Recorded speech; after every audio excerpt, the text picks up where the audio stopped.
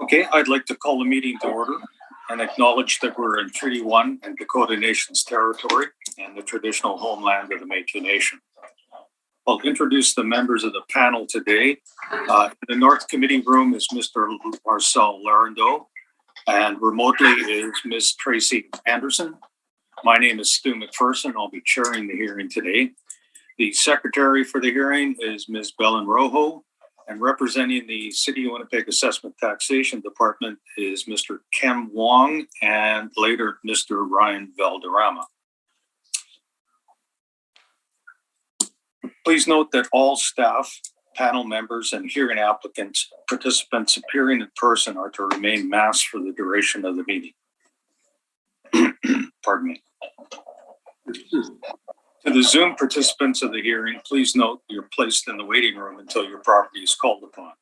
When it is your turn, you'll be admitted to the meeting, and kindly follow along on the City of Winnipeg's Board of Revision YouTube channel for the hearing process. Once the host admits you into the hearing, please close or mute your YouTube player. You'll then be permitted to speak with respect to your property, and once your hearing is concluded, you may leave the meeting. We'll be hearing applications for revision of the assessment roll in accordance with the Municipal Assessment Act. The matters for which revision is requested have been described in each application, and we'll limit discussion to those matters. The statements that are made at this hearing are sworn testimony. Anyone speaking to the matters must be sworn in. Please be advised that comparisons of assessments of properties are not considered evidence of market value by the Board of Revision. The Board of Revision is appointed annually by Council. It's independent of it and the City Administration. It makes its decisions on the basis of the evidence provided at this hearing and issues a written order that will be mailed to all parties as soon as possible. Please note the board's decisions with respect to an application may be appealed to the Manitoba Municipal Board if the matter pertains to assessed value or classification, or to the Court of Queen's Bench if the matter pertains to the application of exemptions from taxation. Should you wish to appeal, information on how to do so will be included with the board's order. With respect to the hearing process, I'll confirm the points of appeal with the property to be addressed with each applicant following the swearing in. We'll then have the assessor's testimony followed by questions the applicant may have, and then the applicant's testimony followed by questions. Each side will have an opportunity to summarize if they so wish. Once all of the evidence about an application has been brought forward, the applicant may leave. The process will repeat for each item on the docket today, and the session will close after all the applications have been heard, and the board will deliberate in private and make its decisions. You'll receive the board's decision by registered mail as soon as possible. As information, all public hearings are live streamed, recorded, and will be part of the public record. We'll be hearing the first three items on the docket today. And Ms. Rojo, will you please affirm the assessor and the applicant's testimony? Mr. Assessor, please state your full name. Ken Wong. And you affirm the evidence you're about to present is the truth, the whole truth, and nothing but the truth? Yes, I do. Thank you. Mr. Applicant, please state your full name. Jared Story. And you affirm the evidence you're about to present is the truth, the whole truth, and nothing but the truth? I do. Thank you. Morning, Mr. Story. Morning, sir. How are you? Good, thank you. You're here representing the owners of 5715 Robin Boulevard, Unit 1, and it's the amount of assessed value that we're dealing with today for 2020 roll. Is that correct? That is correct, yes. Okay, thank you. So, Mr. Assessor, when you're ready, we'll hear your evidence, please.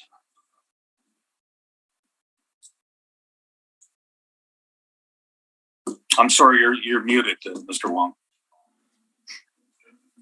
Thank you. The subject property is 5715 Roblin Boulevard. The roll number is 01009603175. This is the commercial row house that was built in 2018, and it has 6 units with 10 indoor parking stalls. On page 3 is our income valuation summary. We use average rents of $2,907 to get a potential income of $209,000. We used a 2.4% vacancy. to get an effective gross income of $204,000, and we used a 41% expense ratio to get a net operating income of $119,000. Capped at 5%, we have an estimated market value of $2,386,000, $397,000 per unit. On page 4 are rent comparables. The rent comparables here, they're ranging from about 1,400 to about 1,700, and we've used 2,700 2,900.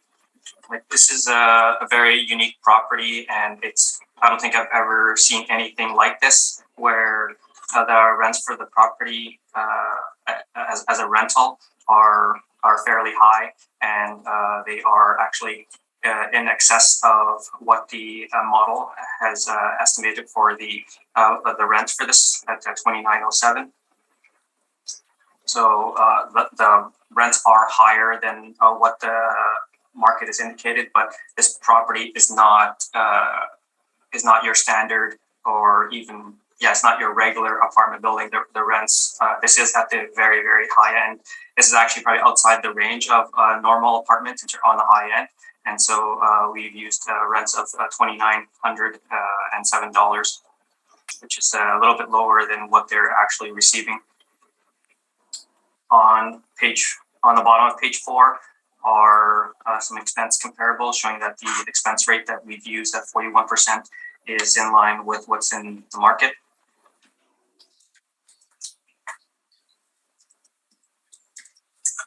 On page 5 is information on how we derived our cap rates and some cap rates from other organizations.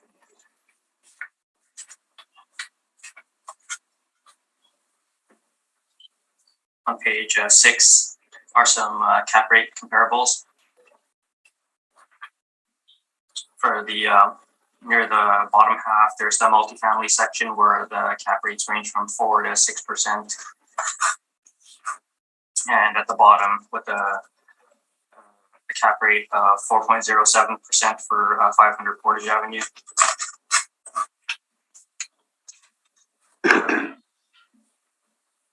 Page 7 is some Altus information regarding cap rates, indicating the cap rates to be 4.5%, which is supportive of what the model has applied.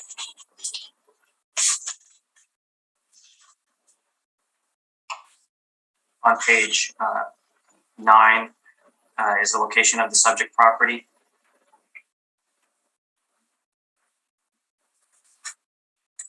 And if overhead view.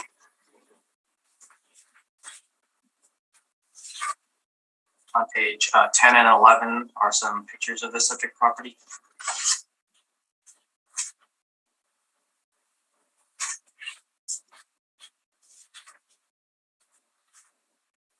On page 12 is a little bit more information on the subject property.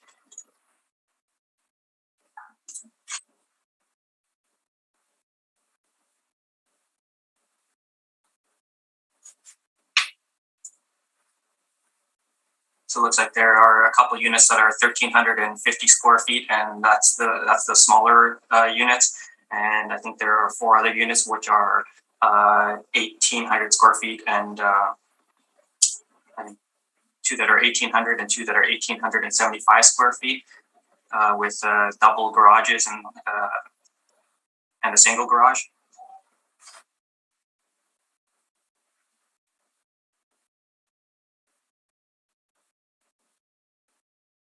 So this is a unique property, and as this is definitely not typical of a rental. I don't think I've ever seen a rental with these with this type of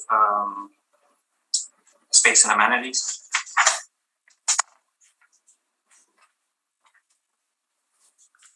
On the last few pages are the permits that were taken out for the construction of the subject property.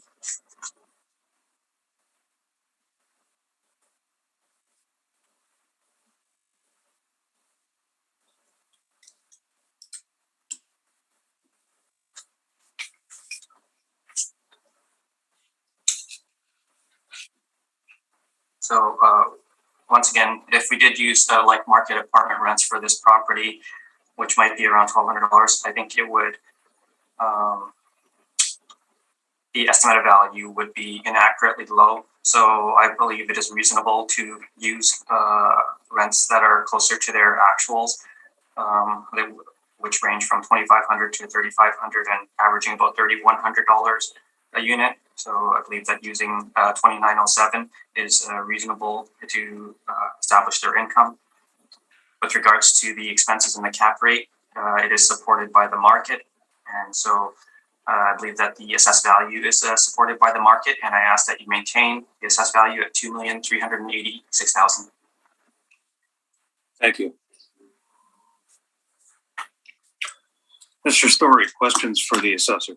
Yes, I do. Thank you, Mr. Chair. And just preliminarily, I'm sorry, I wanted to get to this before the assessor's presentation, but I just want to point out, I had a bad connection, but we did note in the assessor's information that there is a fair bit of post-reference material. So at this point, I would simply ask that that this be acknowledged and that no weight or consideration should be given to these parts of the submission. Points of concern here relate to the post-reference asking rents, not rents that are being achieved, but the asking rents that have been highlighted on page 12, as well as the construction permits with unredacted values running from page 13 through 18. So pages 12 through 18 are all post-reference, and we do respectfully submit that that those should not be given consideration. Thank you. Okay, thank you, sir. So, Mr. Wong, have you visited this property? I'm not. You've not. Okay. Now, in terms of these values, you've mentioned that a typical rent would be about $1,200 per month, but you've used $2,900. Okay. Now, may I ask, in terms of that figure, was that calculated by entering the current asking rents and then factoring them back using the RTB calculator or some such other methodology? I believe it was considering that this is not your typical apartment building. Okay, so just to be very clear, the reference date is April 1 of 2018, and you've based the rents in the valuation to make this assessment based on rents that were being asked as of 2022. Is that correct? I believe that the rents were considered. Okay, but just so we're very clear, the rents 4 years after the reference date were being considered to create this assessment. It's post-reference material, correct? Yes, the fact that like this property is very unique, and Okay. to evaluate it as a typical apartment building would grossly like it would not value it very accurately. It would be Okay, so I'm just concerned with the rental rate firstly. So okay, but just to be clear, you have used the post-reference asking rent, and there's been no consideration to actual vacancy, if those are month-to-month rents, if those rents are the actual rents that are being collected, if there's discounts or promotions. Is that safe to say? I don't believe so. I believe that we've valued it based off of what we think the long-term experience will be.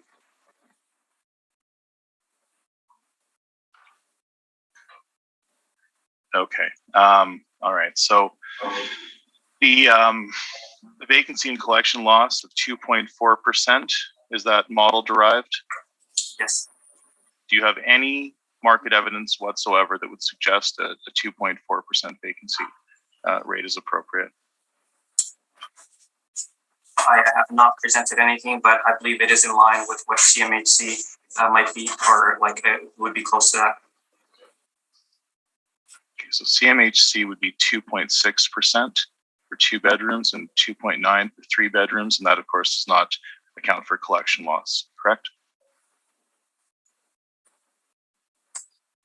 I believe that the model vacancy is in line with CMHC or. Okay, but it's lower. The model is lower than CMHC and does not consider collection loss, correct?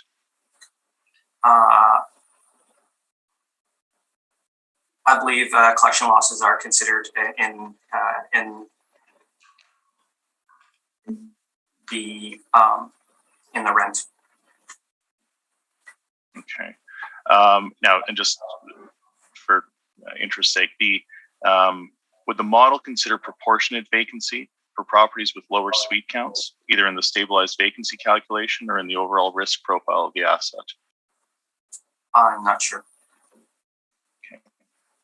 Just to be clear, though, if you have 6 units, if 2 of them are vacant, you've got over 30% vacancy, correct? If you would like to present such information, you're able to. Oh, I'm asking you about how the model has valued this property. Okay, so now in terms of the value per suite of almost $400,000, did that not seem exceptionally high to you when you were looking at this assessment? It did stand out, but so did the rents, so did the income. Okay, but to be clear, you didn't look at income because there aren't income statements. It's a new property. You looked at asking rents posted online, correct?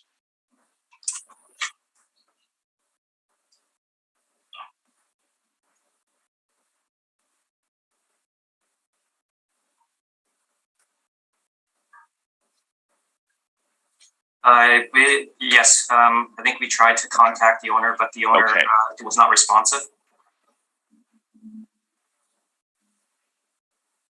Okay. All right. Now, just in terms of your rent comparables, none of these support $2,900 per month. That's fair to say, I think.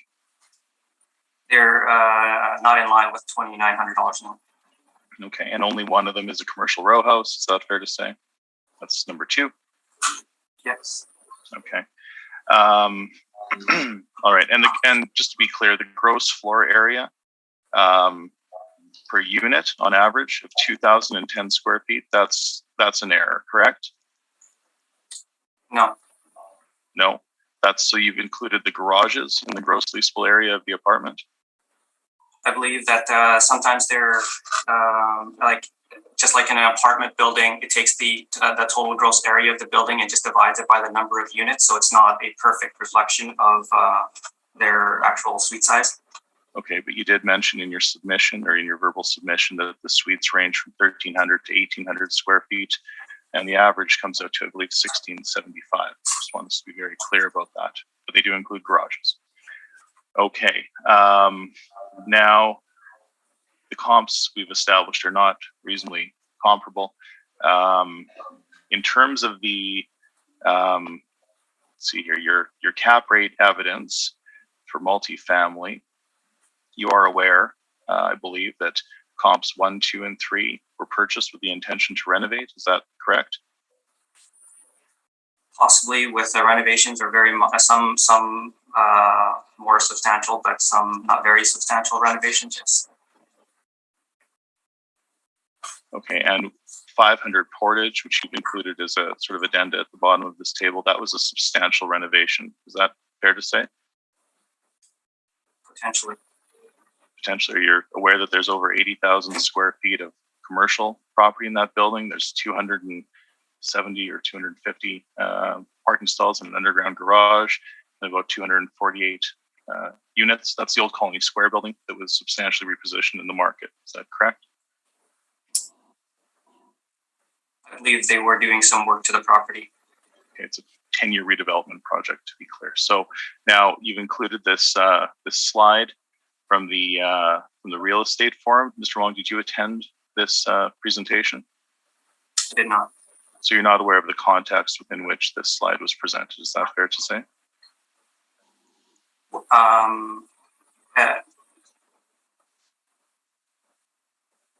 context would that be?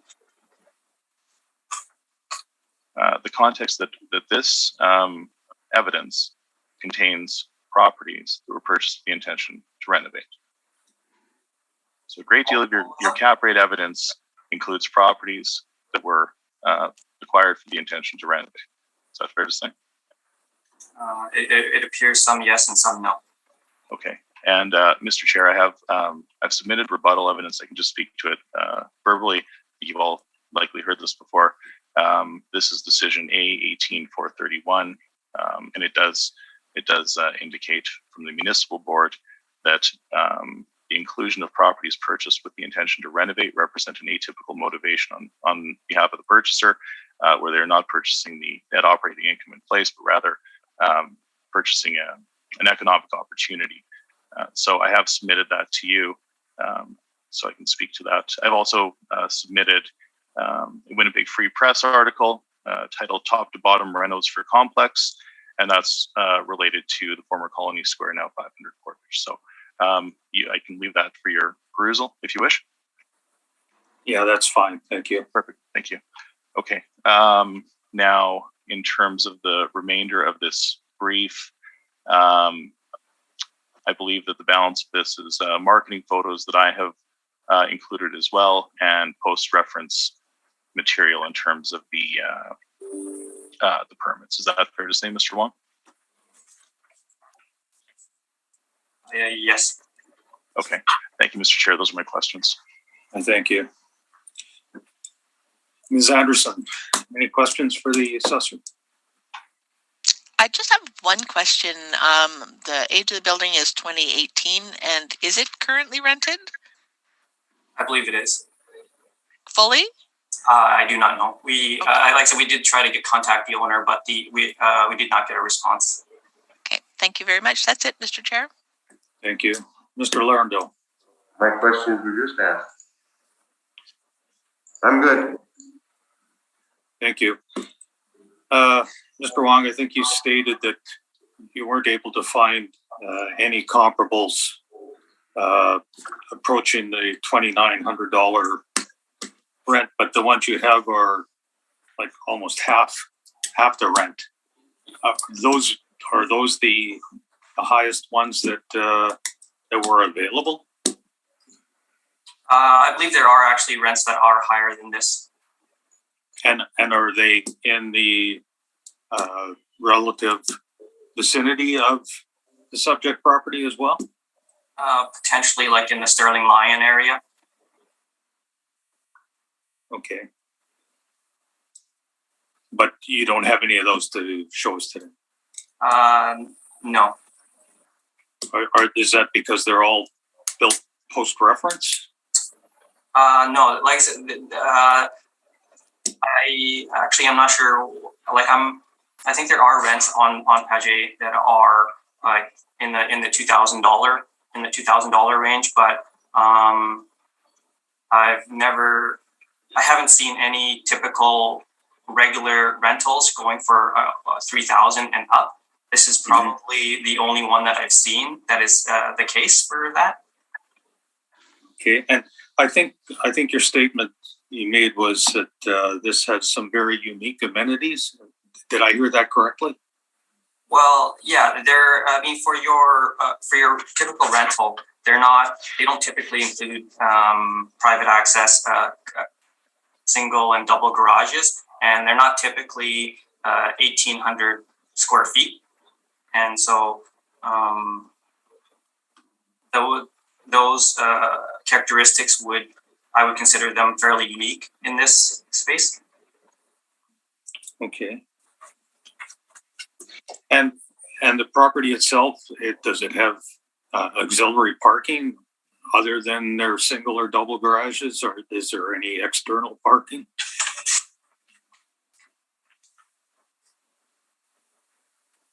I think just outside the garages, like the approach to the garage. Okay. I thank you. Mr. Story, we'll hear from you, please. Thank you, Mr. Chair. Okay, so very quickly, the subject property is best described as a multifamily row house infill development in Charleswood.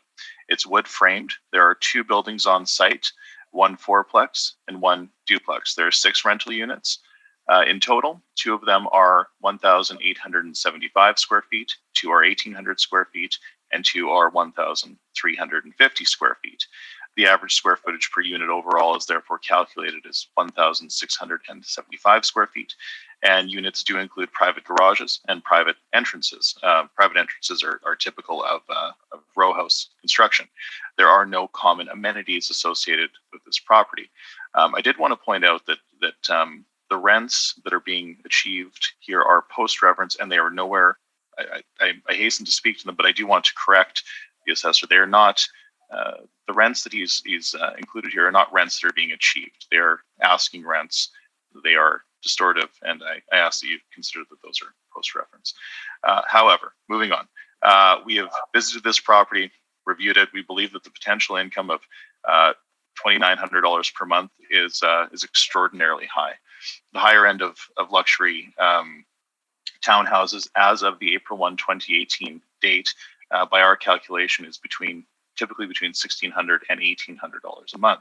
We do recognize that these would fall on the higher end of the scale and have adjusted them upwards. So because this is a post-reference supplementary, we have to look back to a reference date.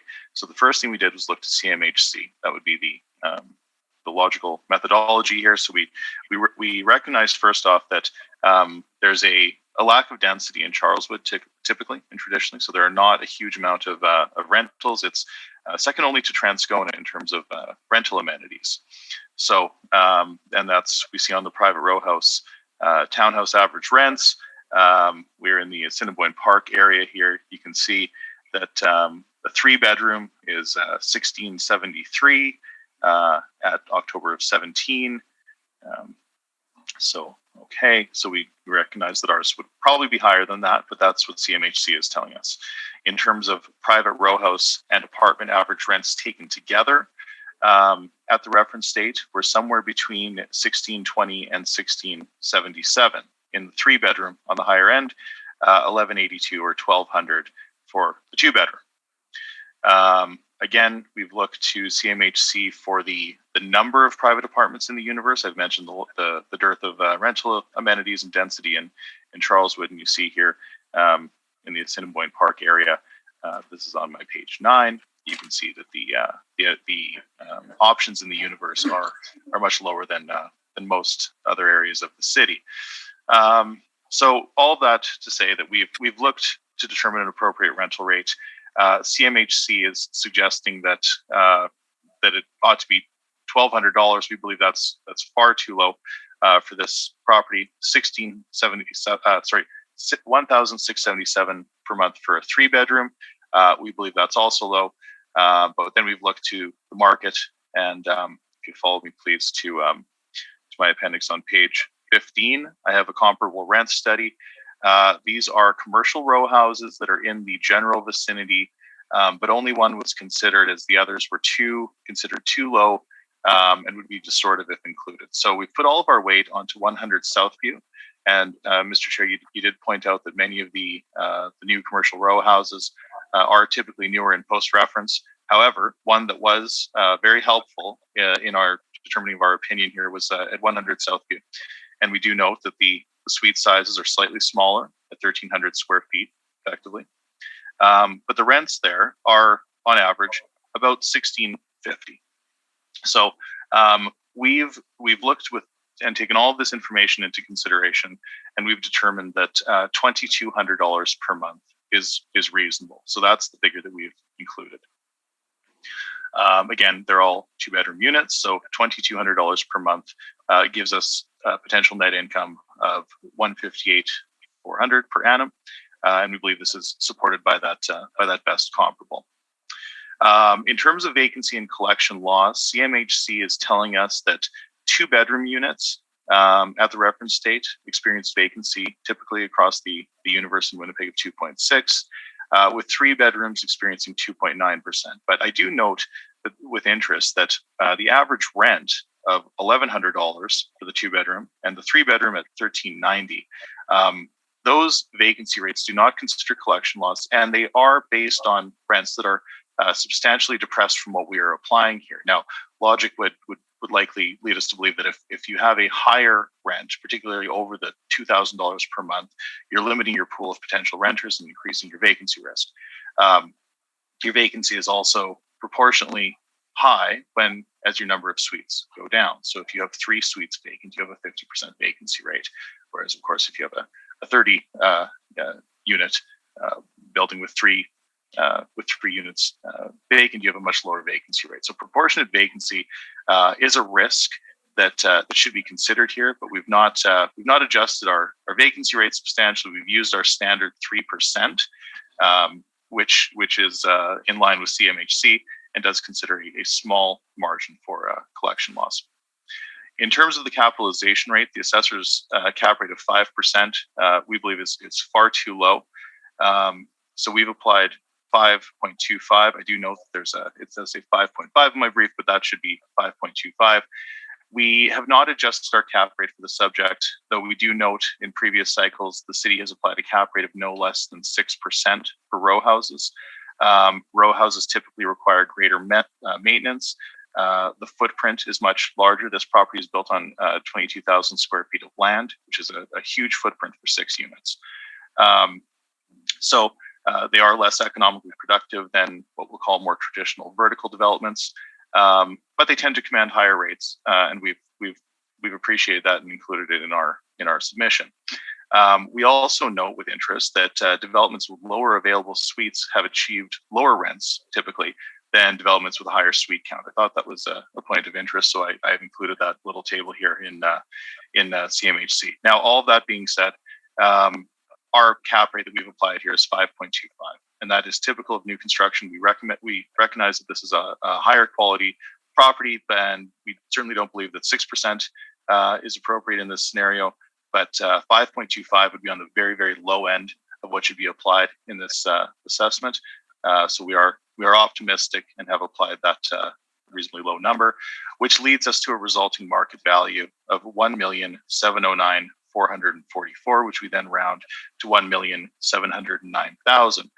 That equates to about $285,000 per unit, which makes more sense. I do note that $400,000 per unit at the reference date would be more in line with a single family home in that area or a higher end condominium in that area, and not an apartment rental unit. So we do respectfully submit that the value for this assessment not exceed $1,709,000. Page 12 is my workup. You can see how we came to that value.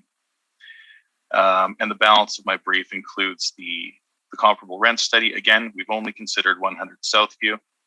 I have photos of I should say first, I have the part of the Residential Tenancies Act talking about rent regulation.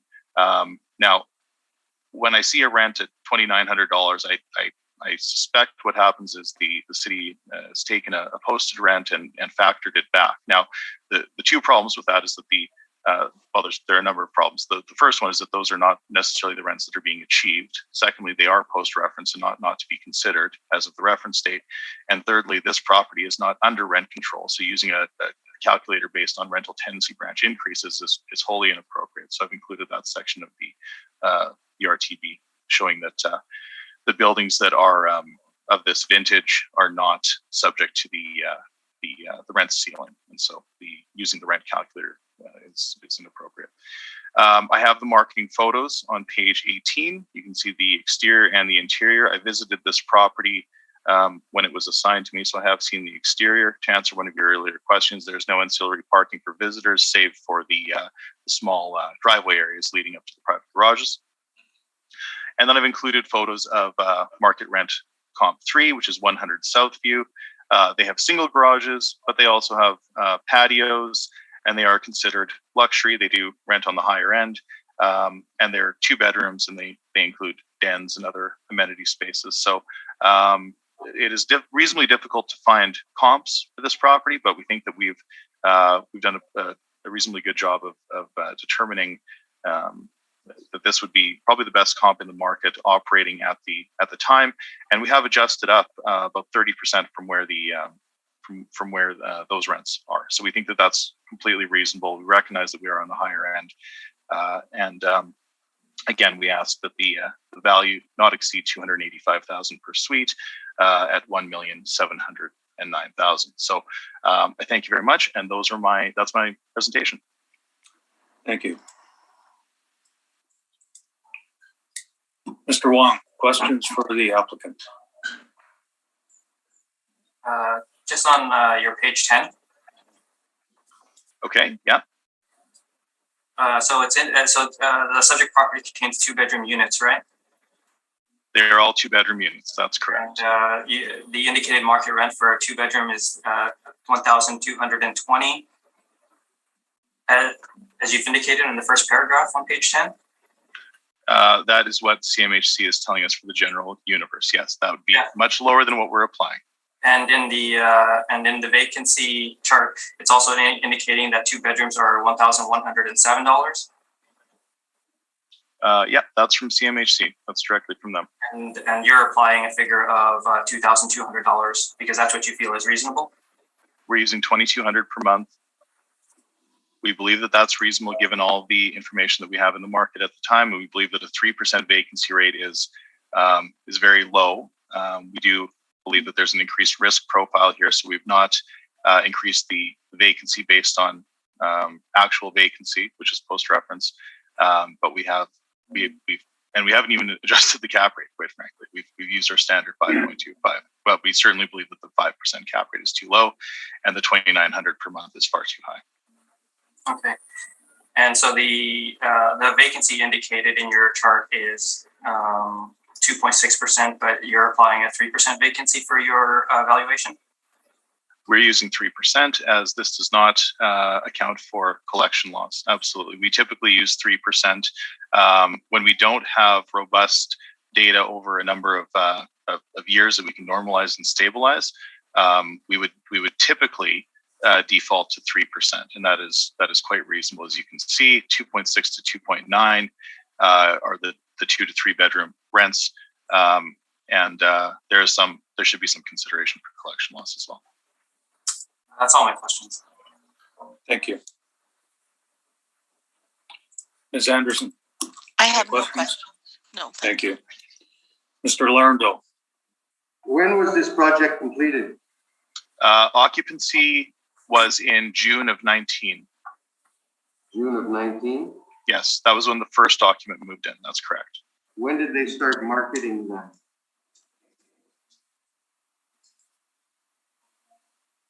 When did they start marketing that? I don't know. I could not tell you decisively. I would assume, I'd be speculating, but I would imagine early 19, somewhere in there. But again, that would be my best guess. Would construction was completed in 19. Yes. 2018. So it started construction in early 2018, correct? The construction based on the permits, the permits were issued in mid 18. So I believe that they would have been, sometime in mid to late 18, with occupancy taking place in the spring and summer of 19. That's when they would have started marketing them. They don't wait until after they're completed to market them, correct? Correct. I'm not sure if there was if they pre-leased them. That I don't know. I would be guessing. I'm not sure. Do you know what the actual rent is that they're getting on the place? I know what they're getting today. Yeah, I do. And that's what they would have gotten when they started, right? In 2019. In 19 potentially. Yeah, I'm not sure. I know what the rents are on the day. It's a new client to us, so I know what the rents are today, which of course is 4 years post reference. But that could be adjusted back, could it not? Oh, I'm sorry. Could that number not be adjusted back? I'm sorry, will you say that again? Could that number be adjusted back? Well, it would be post reference, so we would object to using any post reference material, even if it is in our benefit. But I suppose it could be. I've not done that, as we're not. We don't believe that using post reference materials is appropriate, even if it is, even if it supports our position, frankly. I've got no further questions. I thank you. And I have nothing further. Thank you. Okay. Desire for summation, Mr. Wong? I guess regarding the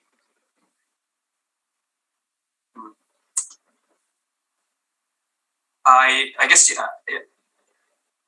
I forgot to mention this during my presentation, is that the cost value for this, which is the building and the land, is about $2,188,000.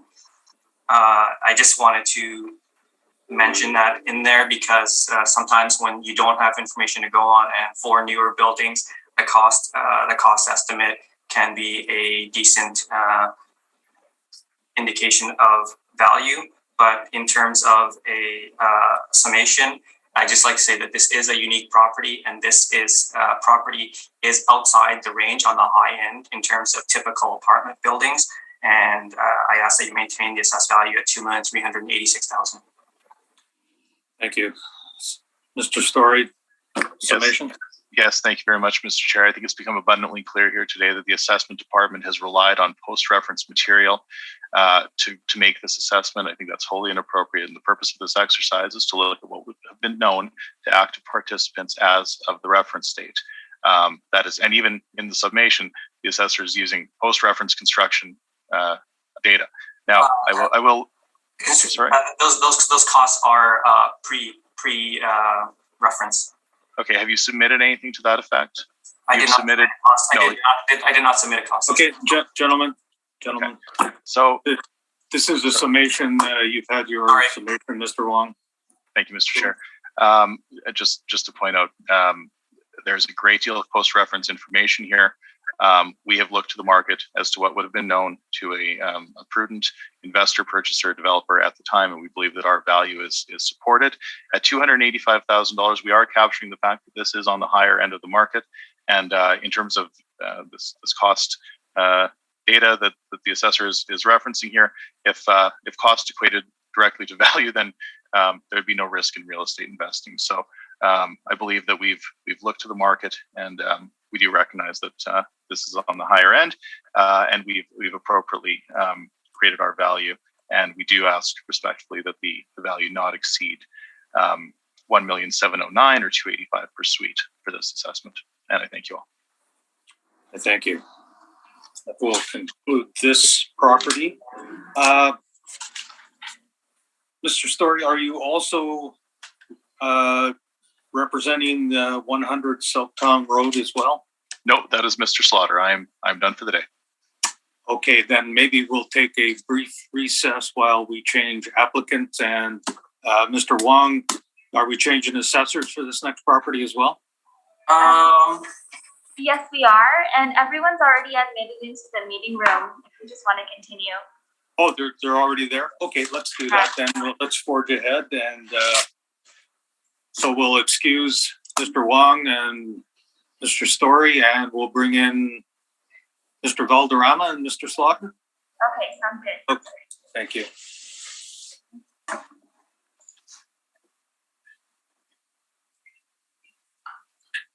Okay.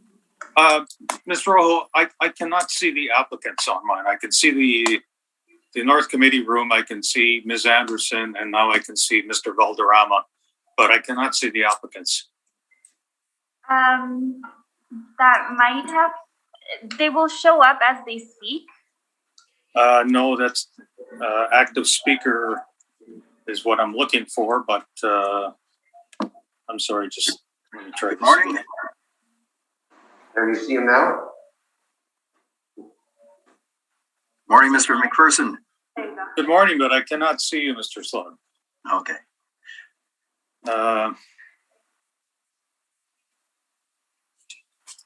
That's fine. Let's forge ahead. As long as I can hear him, we can continue on. So, good morning, Mr. Slaughter. Good morning, Mr. Valderrama.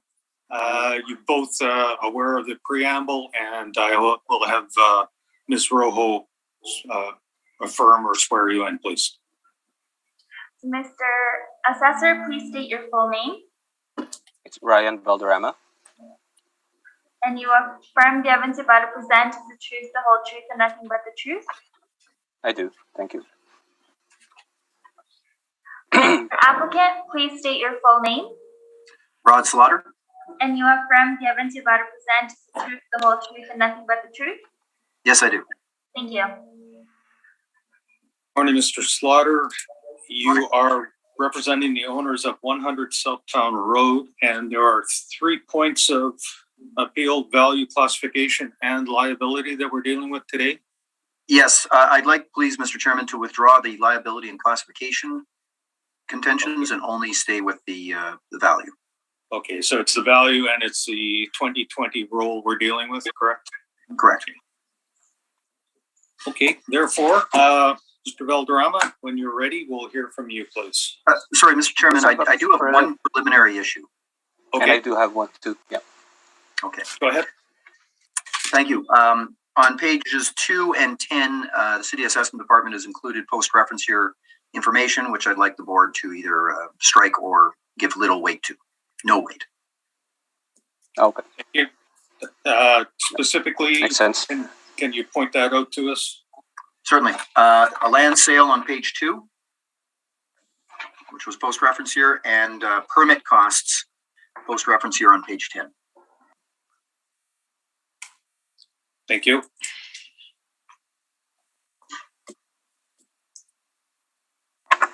Sorry, Mr. Valderrama. Yeah. If I may respond to that, page 10. Mr. Chair. Yes, please do. Mr. Slaughter has requested to remove page 10, which is the permit detail, and which is the reason why we are in this appeal. I may request for consideration for the permit to be included, Mr. Chair. And is it, I do is believe it that it is the main. post-reference, Mr. Valderrama? Is it after the reference date? The issue date was October 10, 2018, Mr. Chair, and I do believe it is, based on the date, it is post-reference April 1st, 2018. However, the appeal was based on this permit or the addition. It is a supplemental assessment, Mr. Chair, based on this permit. All right, thank you for your comments. Ms. Rojo, Yes? may we have a brief recess, and I need to consult with you, please. Okay. So let's have just take a 5-minute break here. Resume at the time is it 10 o'clock? Okay. Thank you.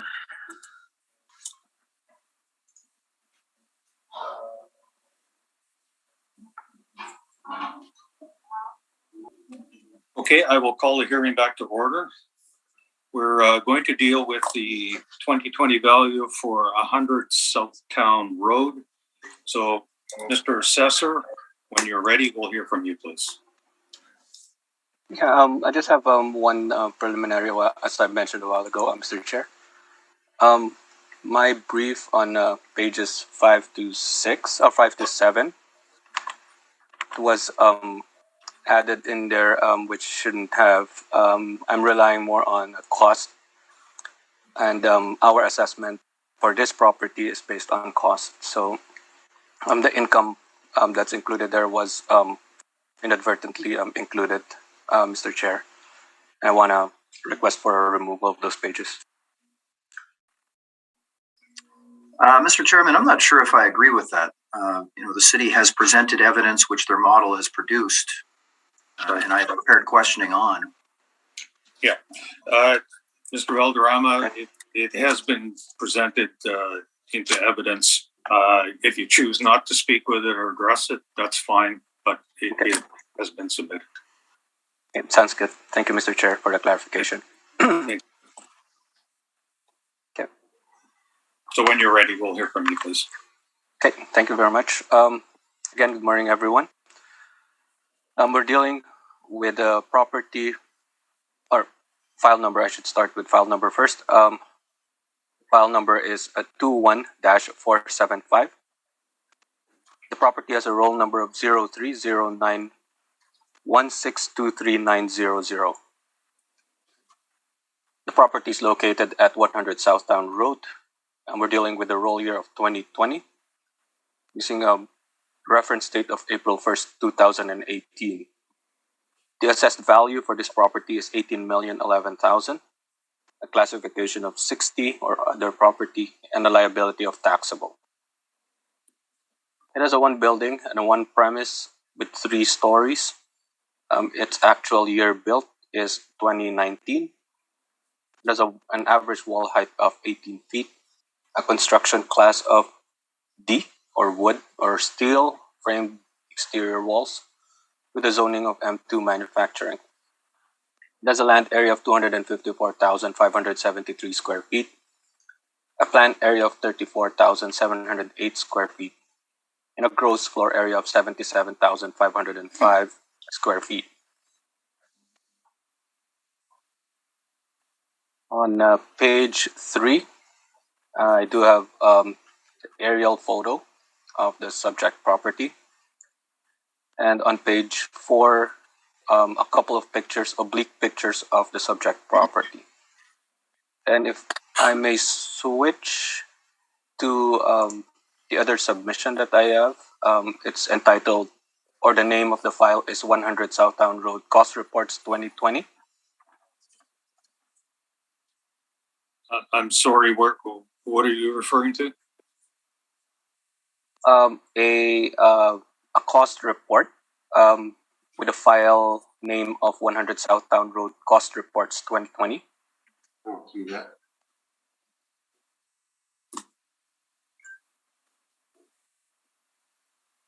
Is everyone on it, or? Oh, is that the one that was sent in late? After, yes, Mr. Chair. You want to check, see if Mr. Slaughter is okay with that? Thanks, Mr. Lardo. Mr. Valderrama reached out and we are totally fine with it. So thank you for asking. Good. Thank you, Mr. Slaughter, for the clarification as well. Okay, so that's the other item entitled cost report. Does everyone have that? Yes. Okay, please proceed. Okay, and I do have the file here. It has a roll year of 2020. The cost report, it has a base cost of D, or wood or steel framed exterior walls, curtain metal with glass panels, exterior wall 2 with brick veneer, hardwood sheet on the exterior wall 3. It has an HVAC of warmth and cool air, sprinklers. There are wet sprinklers on this property. Mezzanines, we have put in a mezzanine as well. There's one passenger elevator, and there's also pilings on this building. Also, for detached structures, we have also put in paving asphalt of about 150,000 square feet. So the total building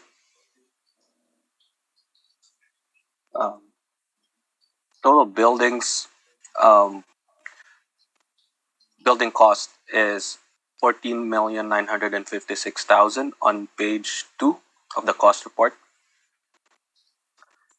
and the detached structure is $486,000. So the total building and detached structure is $14,956,000, and the land valuation is about $3,055,000. So for a total of $18,011,000, and that's my presentation, Mr. Chair. Thank you. Mr. Slaughter, questions for the assessor? Thank you, Mr. Chairman. Mr. Valderrama, thank you very much for walking us through your presentation. Did you have a chance to inspect the property? No, I wasn't able to. Okay. So this morning, our exercise by legislation has determined the value in the eyes of the market. Is that correct? As of April 2018?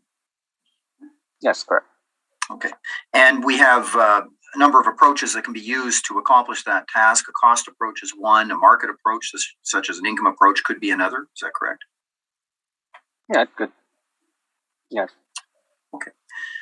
With the cost approach, the exercise to determine a market value is to determine a replacement cost as opposed to a reproduction cost. And the difference being that it would be to create a property of similar utility, but based on the estimates of costs that are typically incurred for that type of construction. Is that correct? It's a replacement cost that we're using for this property when we're valuing it under cost. Yes, and I agree on that. Yeah. Oh, okay, thank you. And to accomplish that, it appears that you've used the Marshall and Swift cost estimator. Is that correct? Yes, correct. Okay, so you've classified or characterized this based on their different descriptions as a fitness center. Correct. And then work through the different criteria or variables that could influence the cost.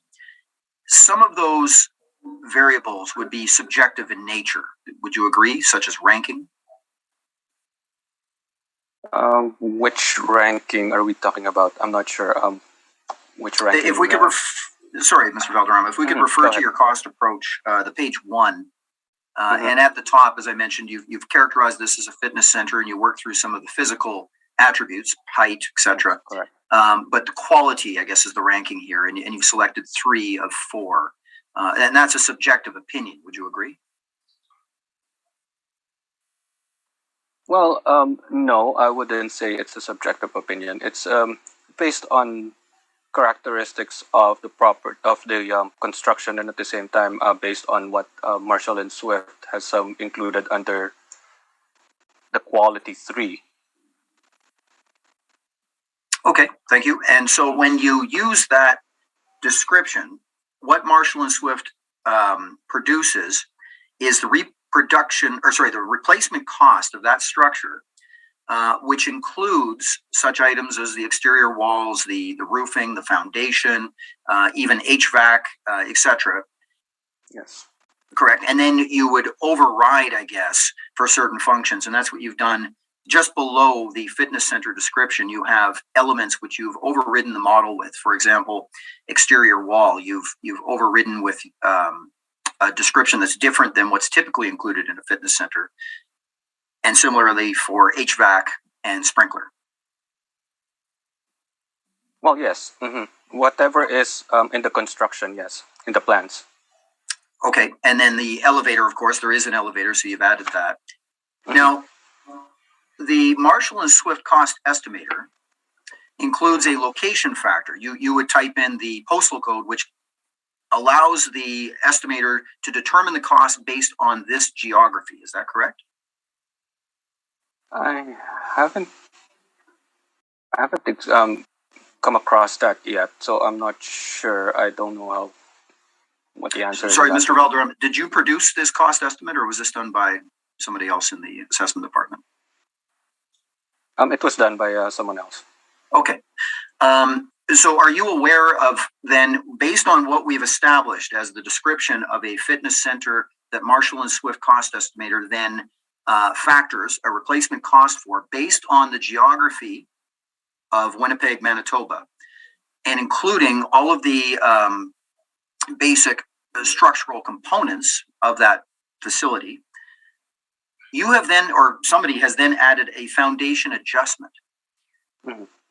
Now, I've reviewed Marshall and Swift cost estimator, the manual, and you would agree that for additions that you can add to the basic replacement cost that it produces, I don't see foundation as an addition. You know, typically there's a number. For example, you have HVAC 612. That's a code that allows you to enter. But foundation adjustment, there is nothing.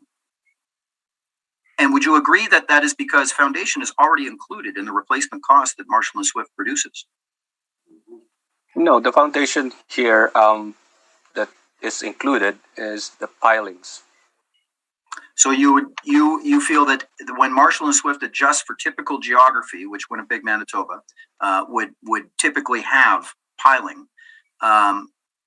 you think that we should now add additional cost for the piling?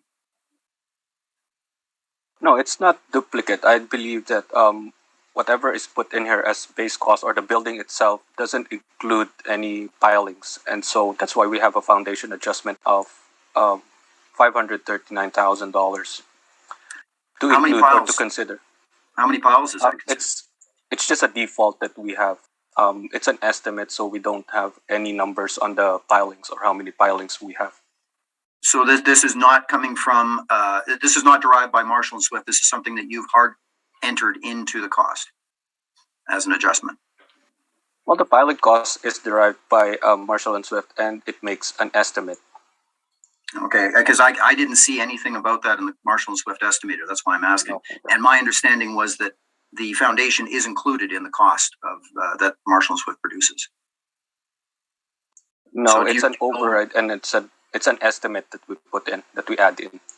An estimate based on, sorry, like this isn't, I don't see anything in Marshall and Swift that includes piles to be added. So I'm asking, how did that number come about?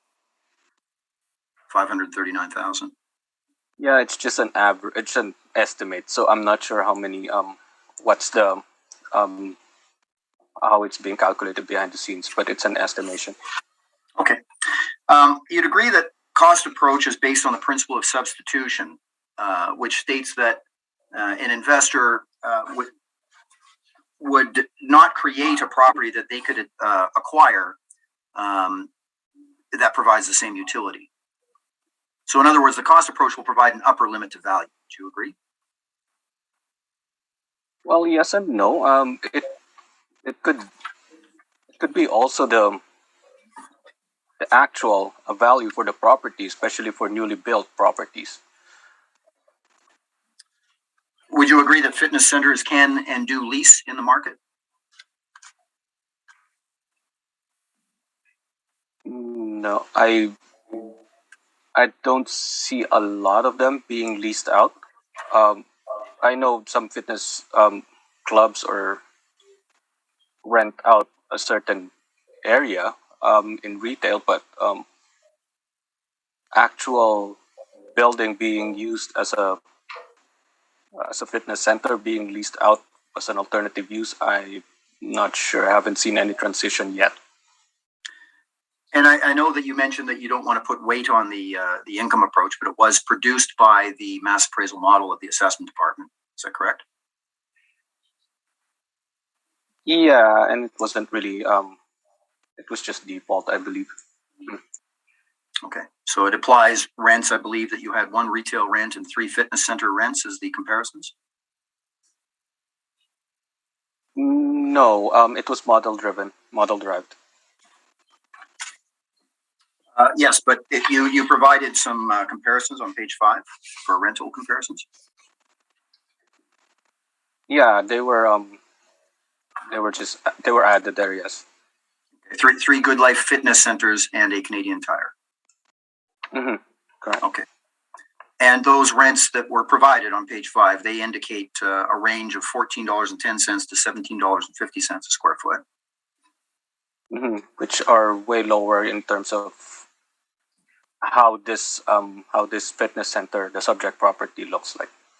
Yeah, so the subject property being much larger and over 3 stories, the model has produced a market rent of $19.84, which is considerably higher than the comparisons. Yeah, and I'm not relying on anything in terms of the income, which looks way out.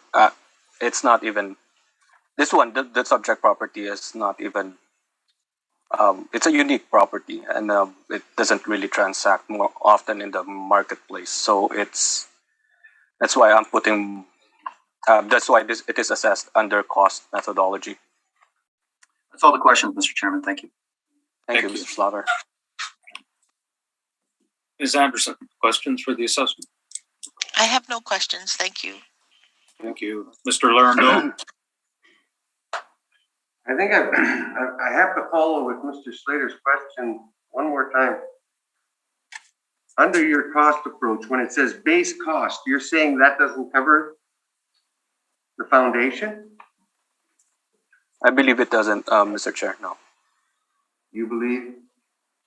it doesn't. It does not include the foundation or the piling adjustment. Okay. I'm okay with my questions. Thank you. Thank you. Can you explain how you derived the land value, Mr. Valderrama? I don't see any comparables unless I'm missing them somewhere.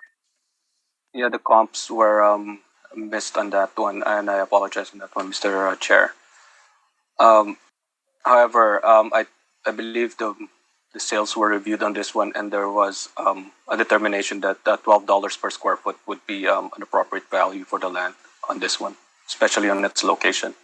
That's what's been And applied. size. What, $12 a square foot? It's an override, and it was based on sales, which I inadvertently missed on my submission, so Mr. Chair.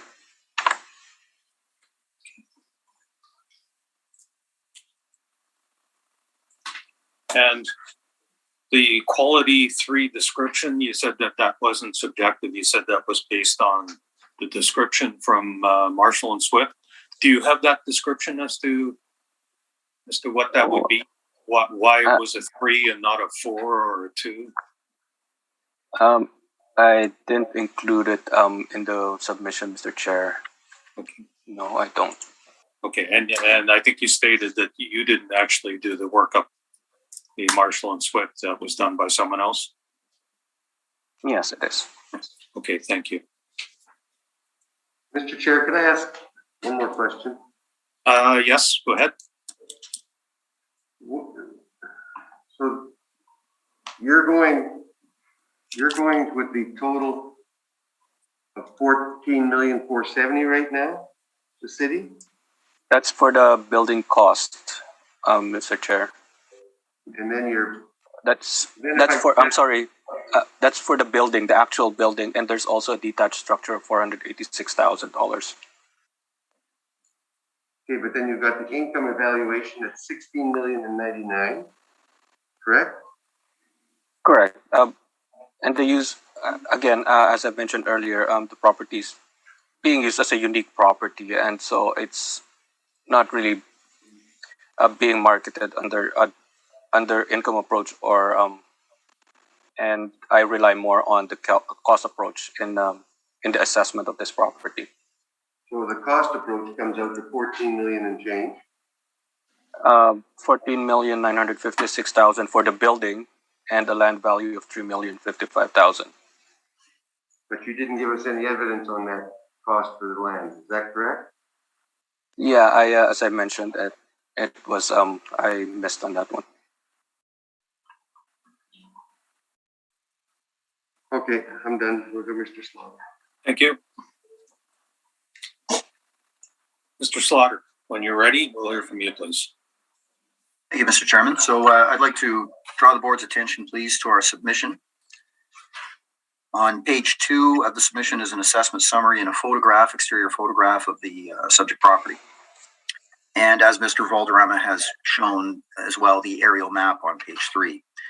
So I'll just speak a little bit, and thank you, Mr. Valderrama, for this. Basically, you've summed it up, but I'll just bring out a few points for the board's reference. The facility is over 77,000 square feet, over 2 stories, and then a partial third. I had the chance to fully inspect the property at the beginning of January 2022. The site is paved. It has access off the east side, but not the west side from Keniston. The site zoning, MMU, is a little different than typical commercial zoning. It restricts certain types of developments. It allows retail development, but it requires a certain amount of site area for parking and certain aesthetic features. So it's a bit more of a restrictive zoning than typical commercial. And that's important when we look at the land value. But to be clear, Mr. Chairman, we don't have any contention with the city's land value. We think that their land value is appropriate based on the characteristics of the location and the zoning. The structure itself as I mentioned, 2.5 stories. The main floor includes a small cafeteria area. There's photographs of the subject property as well in our submission. I'll just describe it verbally. The rest of the main floor has offices and change rooms. And then on the north side of the facility are the pools. It also has a rock climbing area on the south end. And because of the height required, that actually creates a vertical penetration through the second floor. So you have a larger area. The second floor, which is accessible by 3 staircases or 1 passenger elevator, includes mostly fitness equipment, very similar to any sort of Good Life or Snap Fitness, just larger, in different rooms. And the third floor is predominantly offices, mechanical, and spa area. So the point is that this facility is actually, with the exception of the pools, it's a fitness center. And we see fitness centers lease and trade on the market based on their market value and determined often by an income approach to value as typical on the market. I know that these type of facilities, Altea Spa, do lease. There's one in Toronto in Liberty Village that leases. I mean, these properties lease. And an investor would be looking at the market value of this property based on what the market would typically value it at. Now, I don't disagree that the cost approach can give us an indication, but I certainly do disagree that the income approach is not applicable. The cost approach, and the reason, Mr. Chairman, for my questions of Mr. Valderrama is that it does require a degree of subjectivity. Now, I unfortunately couldn't enter the information myself. Our license at Altus Group has gone through some difficulty. I couldn't get into the darn thing. So I had one of my colleagues work with me through that. But the point is that we went through this back and forth because of the amount of subjectivity. Almost everything that you enter requires some degree of subjectivity. And in the end, what we concluded is that our cost approach, and if I may, Mr. Chairman, I'll direct you please to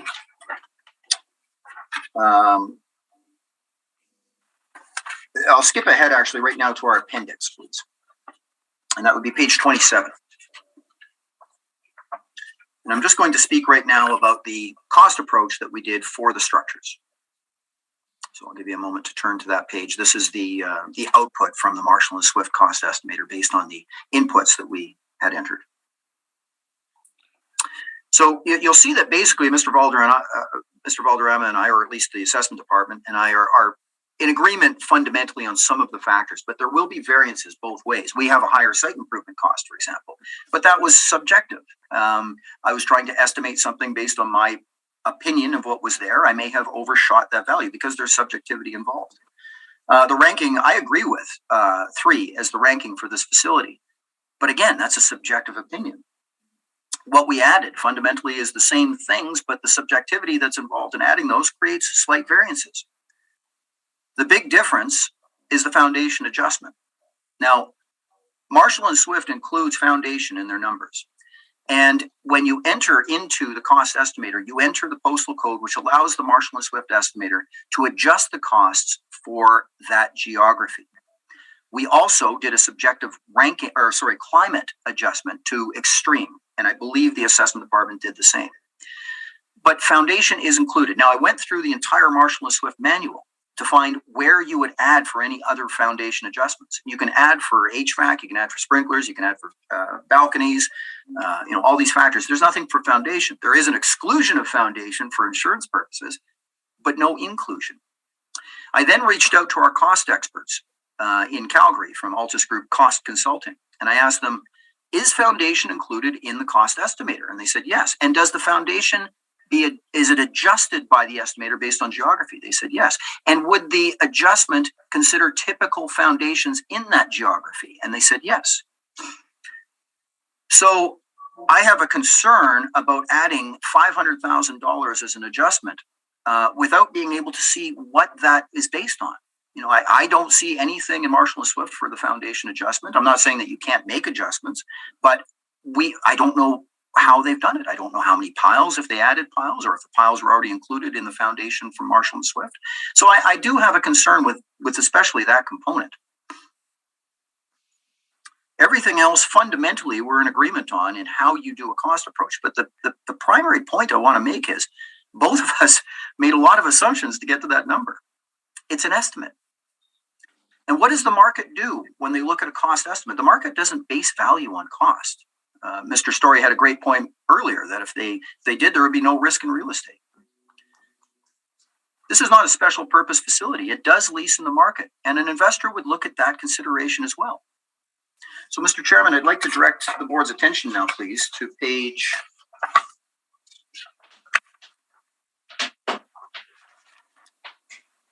10.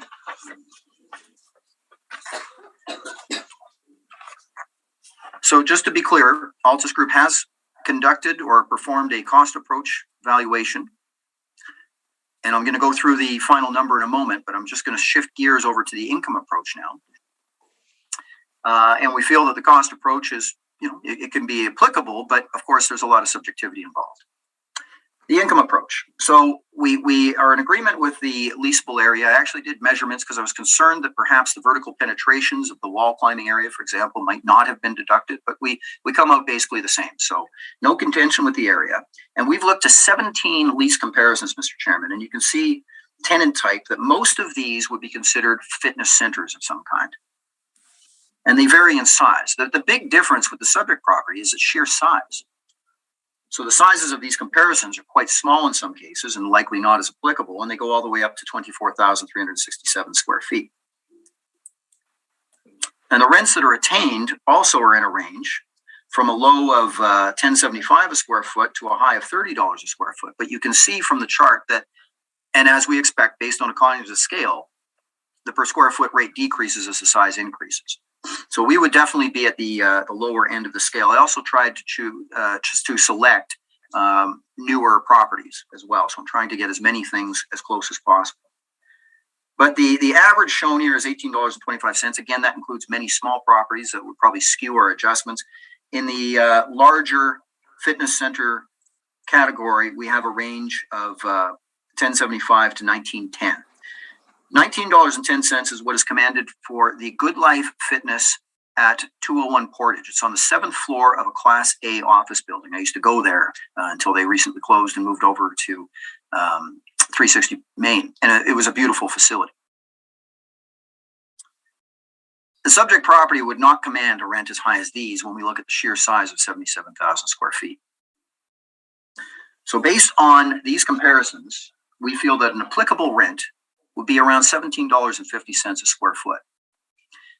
If I may pause for a moment, Mr. Chairman, you may recall that the city, or at least the model, and I know Mr. Valderrama is saying, we don't really want to focus on this, but that model produced some comparisons that had a range of, I believe, $14.10 to $17.50. So based on all the evidence on the market rent potential, we feel that $17.50 a square foot is applicable or appropriate. The city's model and we agree on a vacancy allowance for this type of facility. Again, it's recognizing potential vacancy over the economic life of the property at 6%. We have a slight difference on the non-recovered expenses. We apply a typical 7%, which includes non-recovered expenses for things that can't be typically recovered in leases, and the city uses 2%. I'm not going to go into detail on that. And the capitalization rate, we applied a much lower cap rate than the city's model. They use 7.75%, and we, based on the ranges that are shown from broker reports at the bottom of page 11, have selected 6.75%. So, Mr. Chairman, on page 12, when we walk through what I think is a fairly supportable income approach, and again, I would not in any way suggest that this is not an appropriate approach in the eyes of the market. When we apply those rates and parameters, we come up with a value of $17,118,000. $17,118,000. Now, if I may go back to my discussion on the cost approach. And for this, Mr. Chairman, I'd like to ask the board to turn to page 8. So in the cost approach, we take a replacement cost new for the structures. Again, that's based on estimates and derived through the Marshall and Swift estimator. We depreciate that if a depreciation is applicable. We deduct the GST that's included in the Marshall and Swift cost estimator, and this is established by the boards and agreed to by the city. We add site improvements, depreciated, and we add land value. So I'll start with the last item, land value. Again, we have no contention with the city's land value. We've ran through some comparisons on page 8, and we feel that $12 a square foot is appropriate. I must be on the wrong sheet. Where's? Oh, sorry, Mr. Larndo. Page 8 is where we're now walking through that cost approach. Yeah, that's where I'm not seeing it. I'm sorry. On No page problem. 8, I'm having land value. Yes, correct. I'm just describing why we have no contention with the city's land value. Okay. So we've walked through, or we've analyzed certain sales, and we feel that $12 a square foot is appropriate. And coincidentally, that's what the city's using. So that's good. The replacement cost I mentioned, both sides have subjectivity involved and come out with slightly different numbers. We have a concern that there may be some double counting, or at least not a supportable reason for the foundation adjustment in evidence. We fundamentally agree on many of the other basic entries in the replacement cost. And again, the site improvement cost, which was an estimate on our part, is double what the city has done. I can't explain that. So when we take the replacement cost new of the structures, which was $13,995,000, we have applied 1 year of physical depreciation. It was built in 2019. The assessment is as of 2020. So we have applied 1 year. The city has applied 0 depreciation or obsolescence. And then we deduct the GST. And then we add the site improvements of $1,050,000. We would then come up with what's called an RCNLD, which is the replacement cost new less depreciation for structure and improvements of $14,282,785. We then add the land value, $3,055,000, and we come up with a cost approach valuation of $17,338,000. And Mr. Chairman, that is very slightly higher than the income approach. And this is an important part about the cost approach, is to make sure that your estimate is in line with your approximations of what the market would value it at on another approach. You compare the two. And if you recall, the city's cost approach at $18,011,000 is far greater than their cost approach of, I believe, around $16 million. I would suggest that means that something is askew in one of the two approaches. And because our approaches are very close together, I think they're supportable. That's my opinion. So we ask the board to adjust the assessed value of the subject property to the higher of the two values, which is $17,338,000. Mr. Chairman, as I was going through, I mentioned that there are photographs which show the property on pages 15 through 18. We have applicable information on the assessment of the property, which I don't think we need to go through. And we have floor plans as well as the property, but there's no contention with the leasable area applied, so I don't think we need to walk through those. So that concludes our presentation, Mr. Chairman. I ask the board to revise the assessment to $17,338,000 based on the evidence before you. Thank you.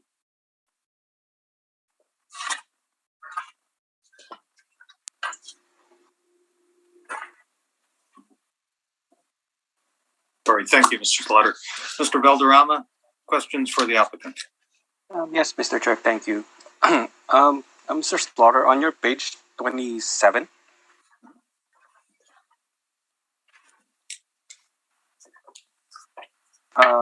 this is the cost report that you have, right? This is. Did you make this, or did you come up with this detailed report or cost report? Well, as I mentioned, I had to have a colleague actually enter it into the system because of a licensing problem, but we walked through it at length. And so I have a reason behind every entry here, yes. Sounds good. So I'm just looking down all the items that were here. I noticed, was there any what do you call this? An item for asphalt paving. Yes, that's included in the site improvements. So that includes all the paving and the lighting and any fencing. And again, it's a very typical site improvement cost, which is why I think it's inflated over what the city had estimated. I think you had used about 500,000 and we're at $1 million. Okay. So that includes the paving. I think that's all the questions I have, Mr. Chair, for now. Thank you. Thank you. Ms. Anderson, questions for the applicant? I have no questions. Thank you, sir. Mr. Larndo, questions? No questions, thank you. I just have one, Mr. Slaughter. Could you just walk us through the reproduction versus replacement cost, the reproduction cost new versus replacement cost new, and what basis Marshall and Swift uses? Certainly, Mr. Chairman. So the fundamental difference is a reproduction cost is an exact replica of the property. And where you see the reproduction cost used often is for insurance purposes. It will often create a much higher cost value. The replacement cost basically takes typical costs incurred to create the same facility that creates the same utility. So in other words, let's say your actual facility had an extraordinarily large foyer, and the market doesn't care about an extraordinarily large foyer, and it would be considered super adequate. Might be nice for you, but the market doesn't care. A replacement cost would determine what a fitness center would have typically. And so it might not have that super adequate feature. So the difference between the reproduction cost and the replacement cost is addressing certain functional obsolescences that the actual facility may have. Now, we haven't done a reproduction cost, so I can't even say that there are any super adequacies, but that would be the difference between the two approaches. And Marshall and Swift certainly is a replacement cost estimator. I hope that answers your question. Yes, it does. Thank you. Thank you. Nothing further. So, Mr. Valderrama, do you have a desire for summation on this property? Just a quick sentence or two. As I've mentioned earlier, this property is being addressed or being assessed under the cost approach, and that I'm relying more on the cost approach in terms of the assessment. And also, I do believe that after all the evidence have been presented, we both agree that cost approach is the way to go on assessing this property. And I think that's all that I have, Mr. Chair. Thank you. Mr. Slaughter? Thank you, Mr. Chairman. Yeah, I think there's a slight difference in opinion there. I would agree that the cost approach is a approach that we can take, not the approach. I do think the income approach or any market approach is completely applicable to this type of facility, again, because we see them leasing in the market, and the market will typically value a property based on an income approach rather than focus only on cost. Cost is applicable, but again, there's subjectivity just like there is in the income approach. The way that you test the two approaches is to take a look at the variance between them. And we feel that we have walked through a very appropriate and supportable approach on both methods. And the fact that there is very little deviation, in my opinion, suggests that it is the better of the two approaches. Thank you. Thank you. Okay, gentlemen, thank you very much for your presentations. That will conclude this particular item. The decision will be forthcoming. Thank you. Thank you very much. Thank you. Have a good weekend, everyone. Thank you. Ms. Rojo, do we have one more item, and do we have a return of Mr. Wong and Mr. Story for this property? Is that correct? Yes, and we are connected now. I will just need to swear in our applicant. Yes, the assessor's already been affirmed, so yes, if you would. I'm sorry, can I just step outside for just a minute? I'll come back in right away. Okay. So we'll recess now then? Yes, I think we should. I think we should recess until 11 o'clock. That'll give 7 minutes. Okay, thank you. Okay, Mr. Wong, back at 11 o'clock, please. Sounds good. Thank you. Thank you.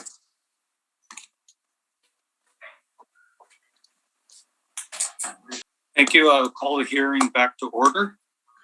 Next property we're going to deal with is 110 Kona Boulevard. Good afternoon or good morning, Mr. Story. You're here representing the owners of 110 Kona Boulevard. It's the amount of the assessed value for 2020 we're dealing with. Is that correct? That is correct. Thank you. Okay, thank you. Ms. Rojo, has Mr. Story been affirmed? Not yet. I was just about to. Would you do that, please? Okay. Mr. Applicant, please state your full name. Sid Story. And you affirm the evidence you're about to present is the truth, the whole truth, and nothing but the truth? Yes, I do. Thank you. Thank you. Mr. Wong, you're representing the City of Winnipeg Assessment Taxation Department for this property. So when you're ready, we'll hear your evidence, please. The subject property is 110 Kona Boulevard. The roll number is 040-072-64210. It's a residential apartment block that's 6 stories high. It was built in 2020 and it has 74 suites with 33 indoor parking stalls and 45 outdoor parking stalls. On page 3 is our income valuation summary. We use average rents of $1,351 to get a potential income of $1,201,000. We use a 3% vacancy to get an effective gross income of $1,165,000. And we used a 41% expense ratio to get a net operating income of $680,000. Capped at 5%, we have an estimated market value of $13,612,000, which is about $84,000 per unit. The subject property is a new construction, and so looking to the market for information regarding the income. We have some comparable rents on the top of page 4, show that the rents that the model has applied is in line with what is in the market. And on the bottom of page 4 are some expense comparables showing that the expenses that the model has used is in line with what's in the market.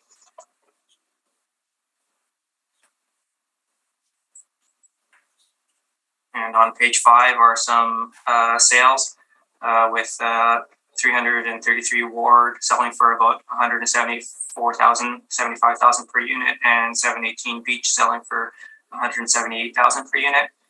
The subject property is assessed at a little bit higher at $184,000 a unit, but I believe that the sales of the sales comparables support the assessed value.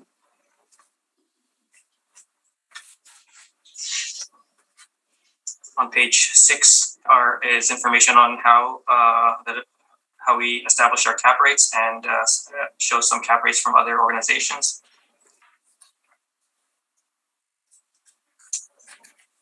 On page 7 are some cap rate sales.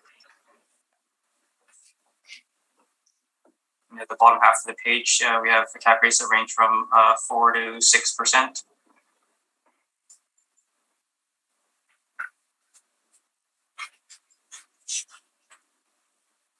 And on page 8 is some Altus information with their cap rates indicating a 4.5% rate.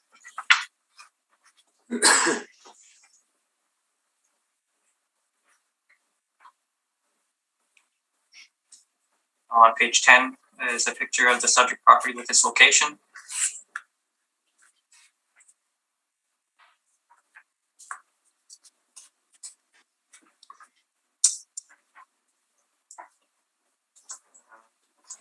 It's near Plessis and Regent, just east of the Costco.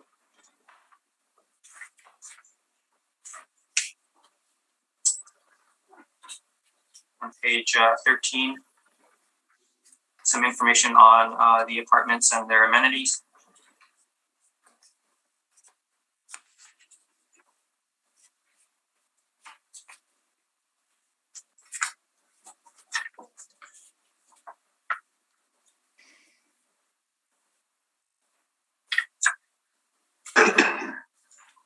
The last page is the permit that was taken out for the subject property.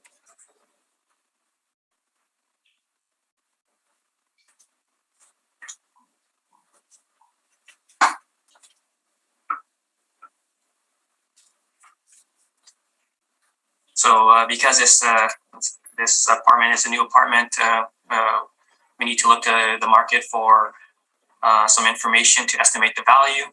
The market rents that we've used are, and the expenses and the cap rates are supported by the market, and the sales that I showed also support the model value. So I ask that you maintain the assessed value at $13,612,000. Thank you.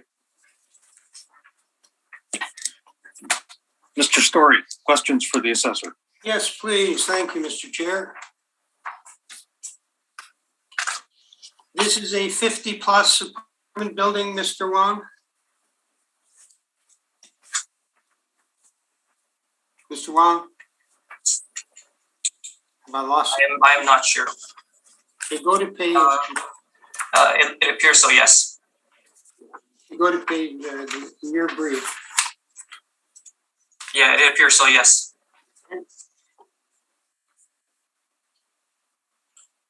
And there are 74 suites with 33 parking stalls, as you mentioned. Okay. Page 3, this model derived, because they didn't exist at the reference date, so everything is modeled, is that correct? Yes.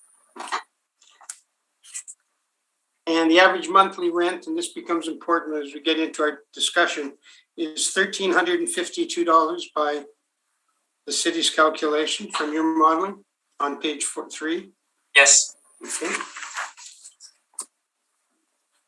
And then we agree on the expense ratio, only because we don't have information, but the city does. But I might ask you, the 4 that you've used at the bottom, there's no address, so we have to guess. Are they high rise or low rise? This is for the expense ratio.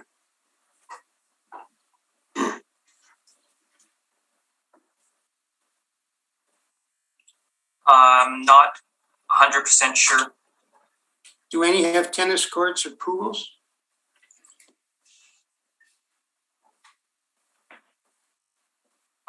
Pretty sure three of them do not.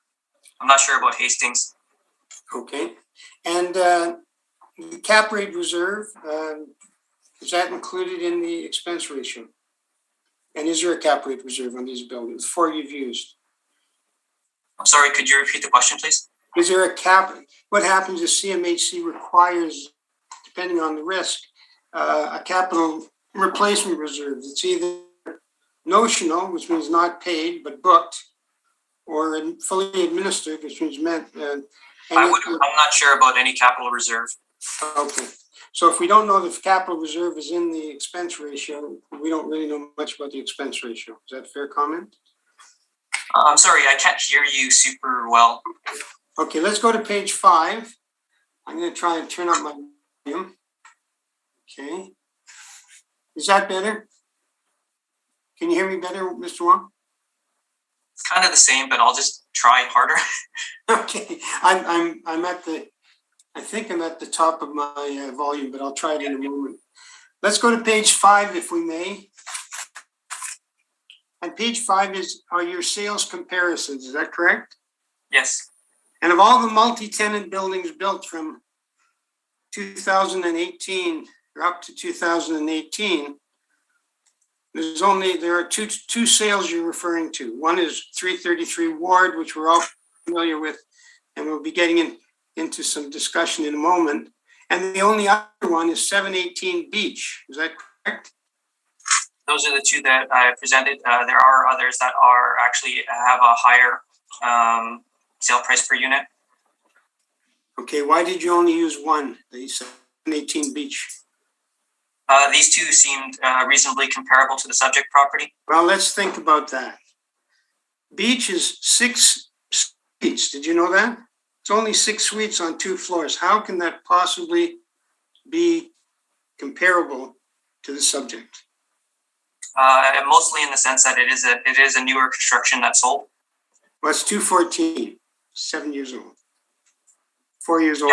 Yeah, these newer Okay. buildings, they don't transact super regularly, and there's not a ton of them. Okay. So one would have to proceed cautiously when including 718 in your discussion.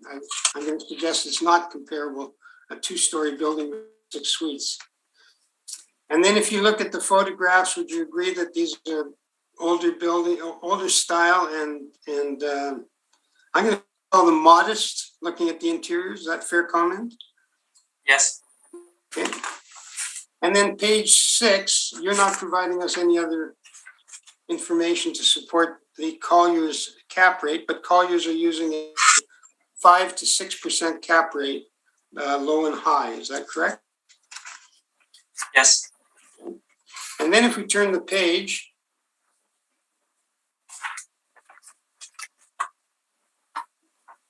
you're going to jump to the one that's new. 500 Portage.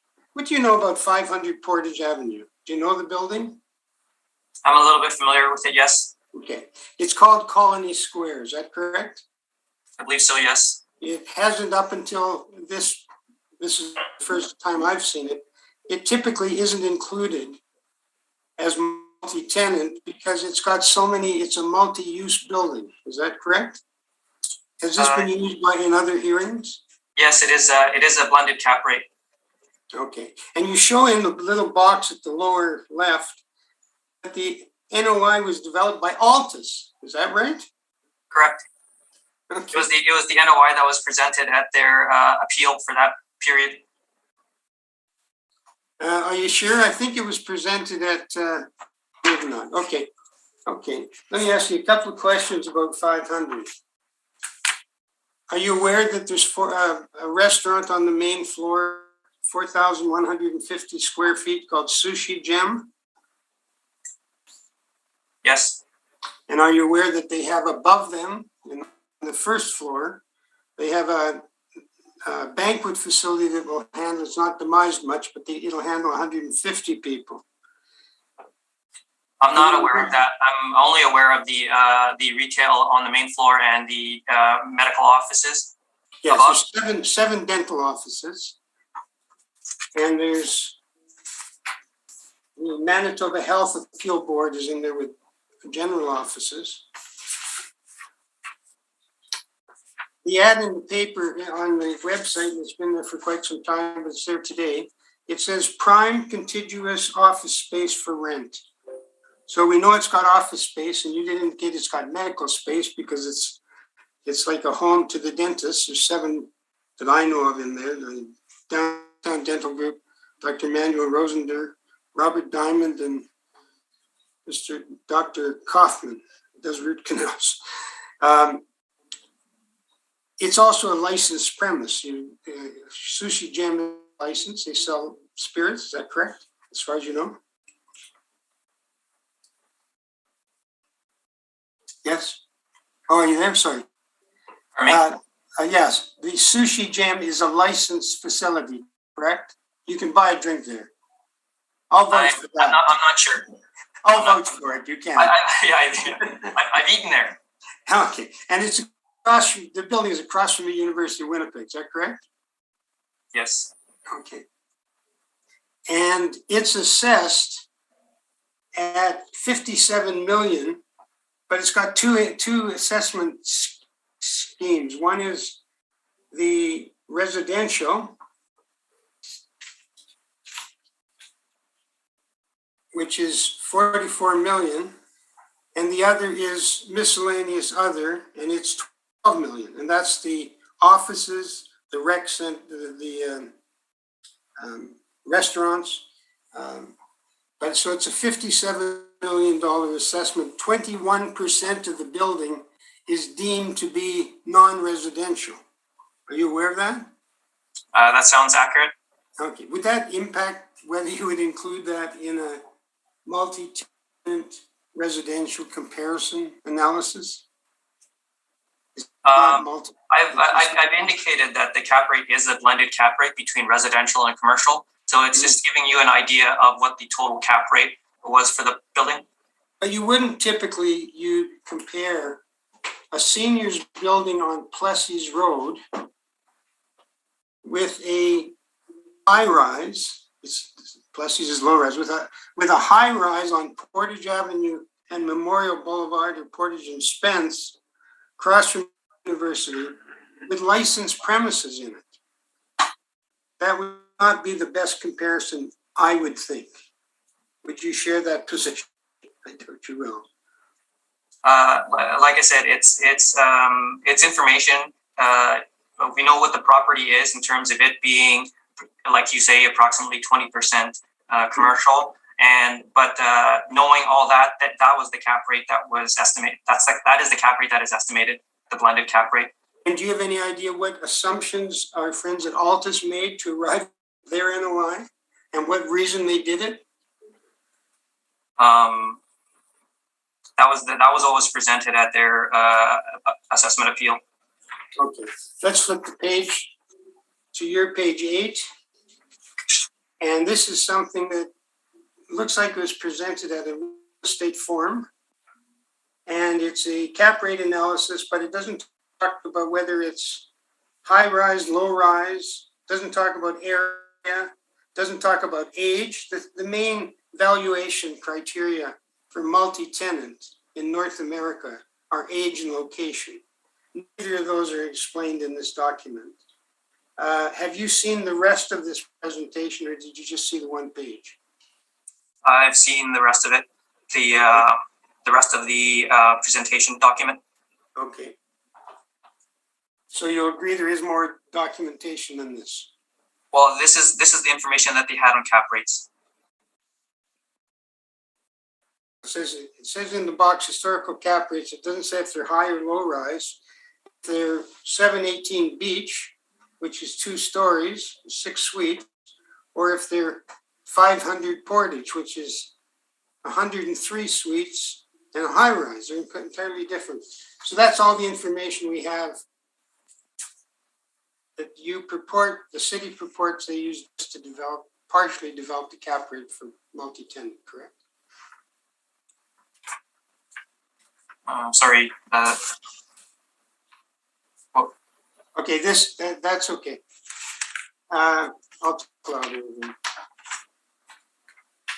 And if you go to your page 11, Mr. Wong, that's the 110 Transcona. You'll see it says 50 plus building.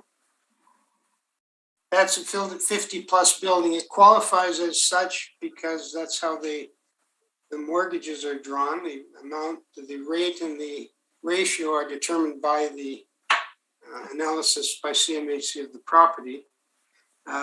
This one is 50 plus, meaning that rents have to be 10% less than the median for that type of building in that area of approximately that age. Is that your understanding of multi-tenant, these caveats as to seniors? I don't think so. I mean, that's, I'm not sure if there's, I'm not aware of any understanding where they have to be a certain amount lower than, I don't know, comparable apartments in the area. I'm not sure about that. Okay. And then if we go to your page 14, there's some discussion earlier that there are a number of different methods to value property. There's sales comparison, there's the income approach, and there's cost. And there was some discussion, I overheard a bit of the end of it. Let's go to your page 14, and that shows that the construction costs are $10 million, the permit fee. Is that correct? Yes. Okay. And you're aware, because it was in the newspaper, I presume, are you aware this land was bought from the city of Winnipeg? It was former city works yard on Plessis, and it was bought for $600,000 an acre from the city of Winnipeg. Are you aware of that? No. Okay. And are you aware that on page 1 of your brief, you show that the land component is 61,000 square feet? Mm-hmm. At 61,000 square feet, it's 600,000 an acre. It would be 840,000 for the land. You add that $10 million worth of building costs, interim financing, et cetera, it's 10,860,000. Is that correct? That sounds correct. Would the city consider looking at this type of information in establishing an assessment? This is a building that doesn't exist and didn't exist at the reference date. It's totally modeled. If you use a 13 million, which is the assessment, that's adding 3 million, 30% profit to something that's not built at the reference date. So do you ever compare what the cost basis would determine the assessment to be? I think there we do. I can't speak for everybody, but I do kind of look at it a little bit, and I actually have looked at permit values versus sale prices in the past, and of the ones that I've seen, the permit values, the sale prices are almost double what the declared construction value is. So that's kind of how I look at it. Yeah, and the reason for that is the value goes up because they get leased up. They've got a revenue stream. They get something new. They were land, bricks, and mortar until they got fully leased, and then they're worth more. Yeah, like my experience is like the sale prices are they're almost double what the construction values are. That's my experience. Well, like I'm not saying that's the case here. I don't know that for a fact. This is one of, you're familiar with this building. It's one of 7 buildings to go on the site. And the site is called Park City Commons. And 3 are finished now, and they're all of the same vintage and size and all the same age, essentially. You're aware of that? Okay. And then, and I hate to bug anybody about this because we've all been through this so many times, but we're going to take a walk, if you can, to your page.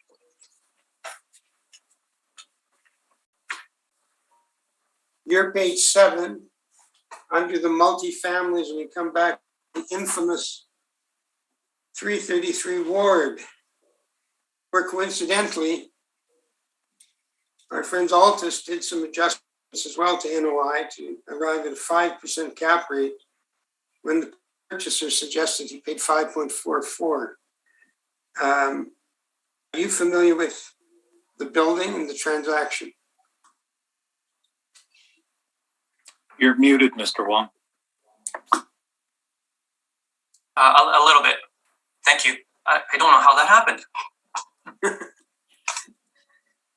I was just going to fill in the blanks with whatever you do have said, but we can't do that.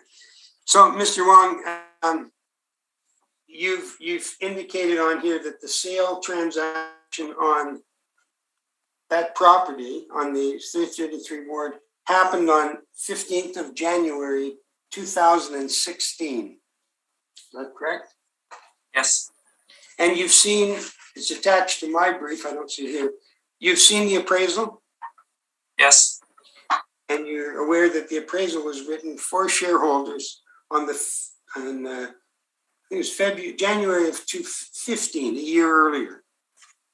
You're aware of that? I'll take your word for it. Okay.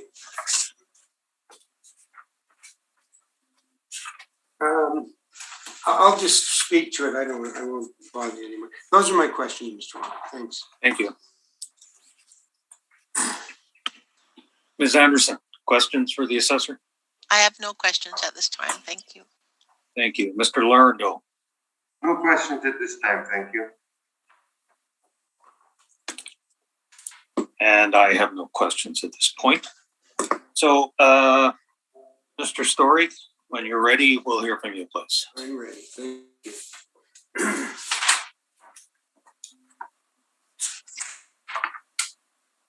Okay, Mr. Chair, board members, Mr. Wong. We start on page 1, just give you a kind of an overview of our disagreement with the assessment department.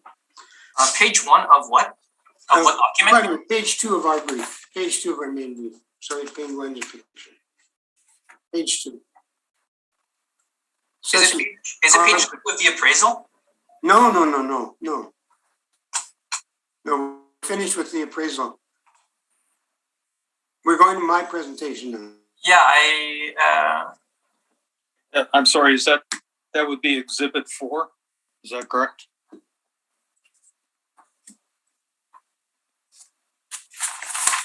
It's with the picture of the building on the front. Fairfax Realty Advocates, 110 Terracon. Yeah, That's it. 110 Transcona. You got it, Mr. Wong? I got the right one. So it's not the rebuttal? No. No. Presenting the rebuttal when I finish. I'll bring the rebuttal in. That was presentation. Like, It's as the far one as- it's the one that's labeled 21476 applicant brief.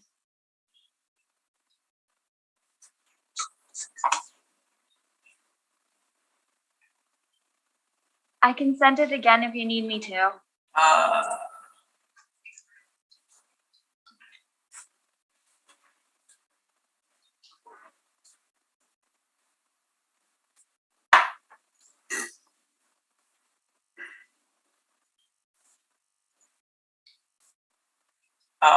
Sure, please.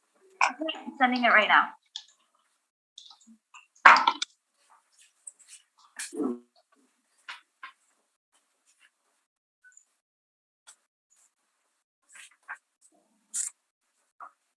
You should have it now.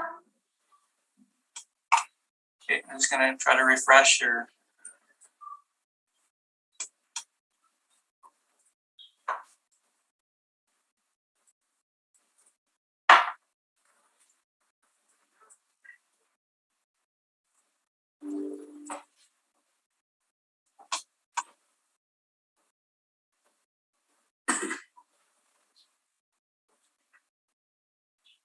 Ms. Rojo, would it be maybe easier to email it? Yeah, this- I have it now, but Oh, you do have it? Okay. yeah, I do have it, but I just don't recall getting this. That's all. Okay. All right. Yeah. Okay. So Anyways, yeah. let's proceed then, please. Yeah. Mr. Story, when you're ready. I have no objection if Mr. Wong wants to read through it quick. Yeah, no, I think I'm good. Yeah. Okay, thank you, sir. Page 2 of that brief, Mr. Wong? Yeah. Right from the board, I'm sorry, forgot where I was. These are just our areas of disagreement with the assessment department on this property. It's all model driven. The rent is driven by the model. The expense ratio is model driven. We have in discussion with the assessment department on this type of property agreed with the model for properties that didn't exist at the reference date. So we accept the rental potential of 1,201,000. You can see the assessor's position on the left and our position on the right. He suggests that the 3% is inadequate to reflect the vacancy allowance. And I'll bring that along in a moment to show you evidence from CMHC that the more expensive properties in Winnipeg have a higher vacancy rate, and so they should. Just normal turnover, if their rates are higher, they have a higher amount. So we use as close as we can find to the actual from CMHC, which is 3.8 to 5.6. We're using 3.8 and saying it should be 4, not 3%. It's a small point, but we think that there's something a third party that we can hang our hat on. With respect to the expense ratio, we're accepting the 41.59 because we can't determine if the city is introducing a capital replacement reserve or otherwise. Typically, CMHC requires it. They either require it notionally, which means you book it but don't pay it. It's captured in your surplus, or they want fully administered where they want a separate fund. And it makes a difference on the expense ratio if there's a capital replacement reserve, and it also affects cap rate. So we're accepting the expense ratio, but we don't have, city doesn't share that information with us or any other agents. So capitalized value using 5%, which is what the city uses, and we disagree with that. We think it should be 6%, but for purposes of this file, we're asking 5.5%. So our 13,612,000 assessment, model driven essentially, becomes 12,247,000. If we just proved our number with a cost approach, we would be the 10 million in the building permits, and the 840 in the land acquisition would be 10.8. So we believe we're between 10.8 on the income, on the cost approach, and 12,247,000 on the income approach. If you go to the next page, this is the assessment department's generated workup, and you'll see that the monthly rent, and this becomes important, is $1,352.78. The reason that's important is that the CMHC treats apartments 1,300 and over as having a higher vacancy rate. And then you'll see down here as well that these apartments have a what the owner feels is an appropriate mix in their suites. They have 12 one-bedrooms, 52, 12 three-bedrooms, 74 suites in total. So we're asking that the 3% that's used in this workup be reconsidered by the assessment department and the board to 4%, and the 5% cap rate be bumped to 5.5%. If you go to the next page, and we try, this is a JPEG. We met with MHC yesterday to see if we could reproduce this better. You have to have good eyes. I don't, but I can tell you that this is the apartment vacancy rates for by rent range and bedroom type. So in 2016, October of 2016, I'm sorry, 2017, the right column is 3.8%. The city is only allowing 3%, and we think it should be 3.8. So I use 4%. I rounded up. I'm sorry, rounded up. And then if we go to fair tax cap rate summary, again, the city only had one sale at Beach, which is not really very comparable in our opinion.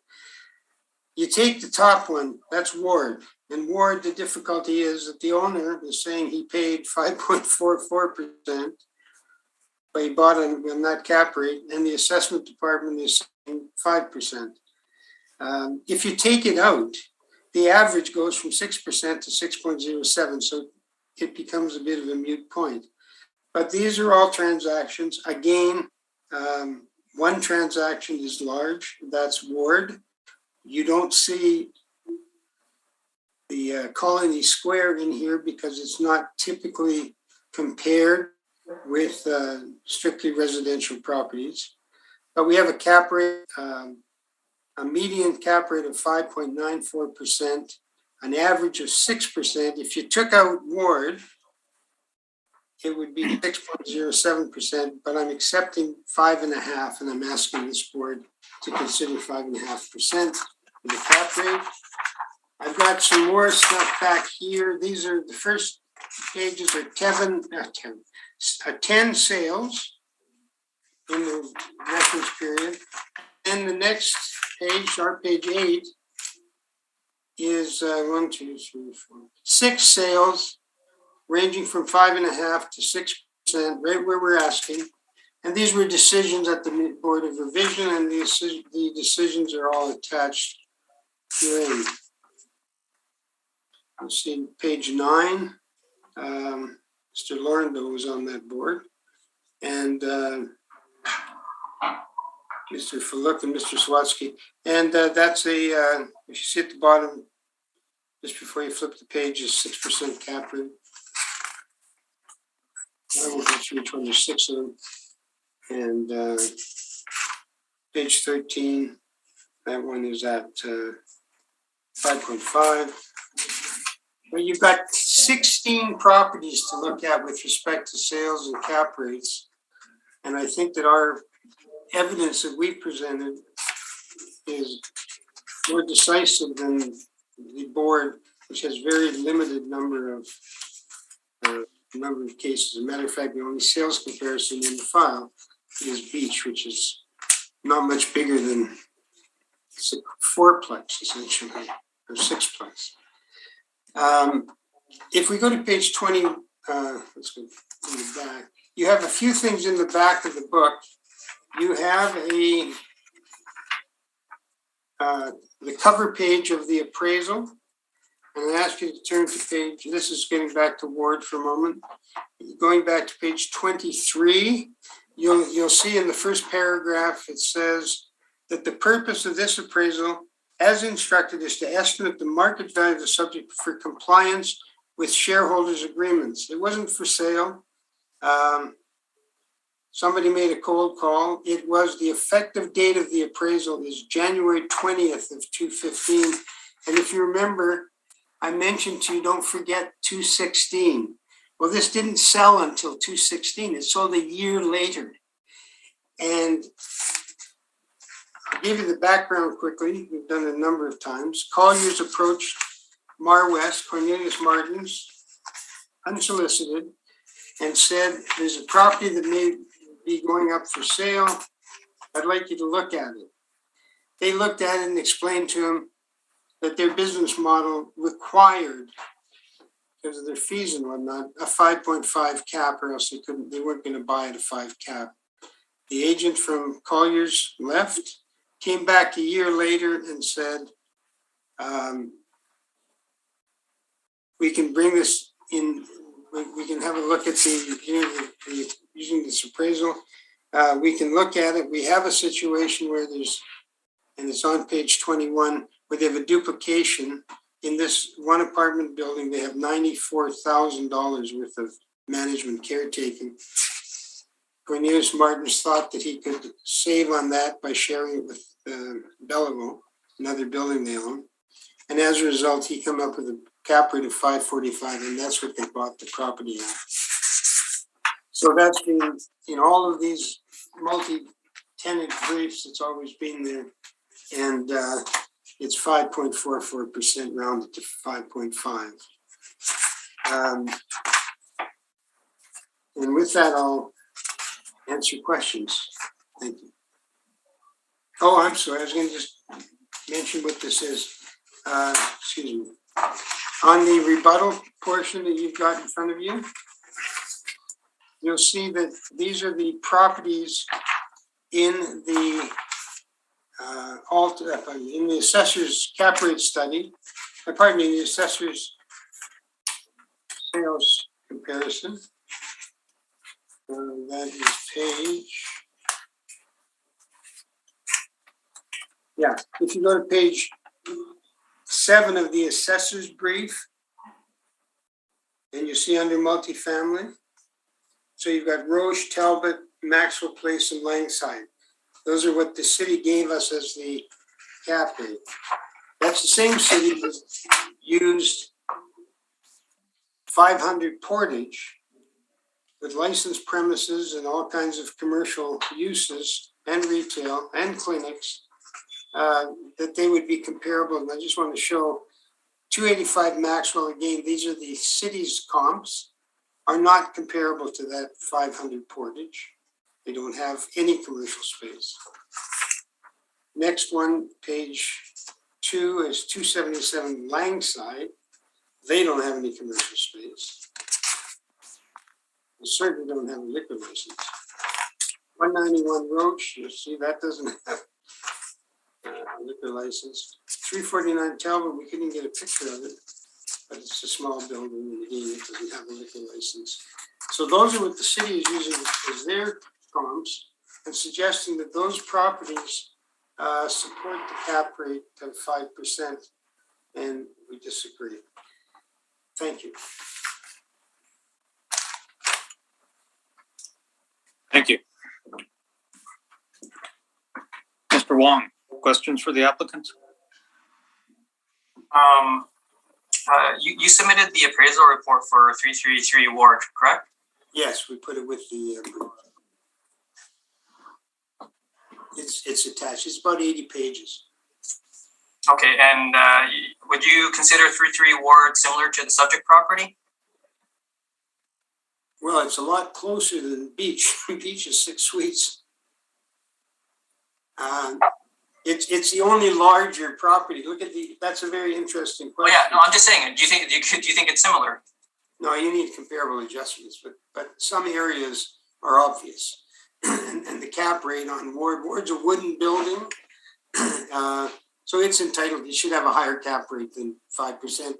And it is, it's 5.5, 5.4, 5.5. Generally speaking, would you say 333 Ward is similar to the subject? Similar? No, they have some separate outbuildings for parking. It's quite different. And it's wood construction. And I don't think there's a basement. I think it's just mud. Okay. Okay. So Ward is wood, and the subject is masonry. Masonry and steel, yeah. Okay. So maybe the subject is a little bit superior. The subject? Yeah. Well, there are some people, especially after current events, that don't want to own wooden apartment blocks. So it's a matter of choice. Okay. So There's it a might be tragedy, considered superior. tragedy the other day where a condo development wood burnt 2 days ago. Okay. So my preference would be not to be wood, but that's generally reflecting the value and the cap rate. Okay. On page 56 of the appraisal. Yeah. I guess if everyone can go there. Yeah, I don't have it in front of it. Oh, yes, I do. You guys, does everyone have the electronic copy?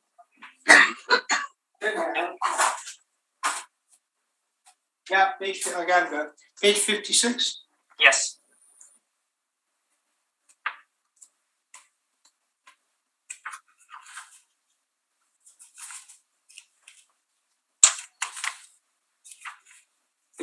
Yeah. On the top chart, it's indicating that the cap rates for the properties used for this analysis, it appears to range from 3.8% to 5.82%. Is that accurate? 3.8 to 5.82. 3.8 to 5.82. I think it's right off this chart. Yes, it should be correct. Yeah. Yeah. Okay.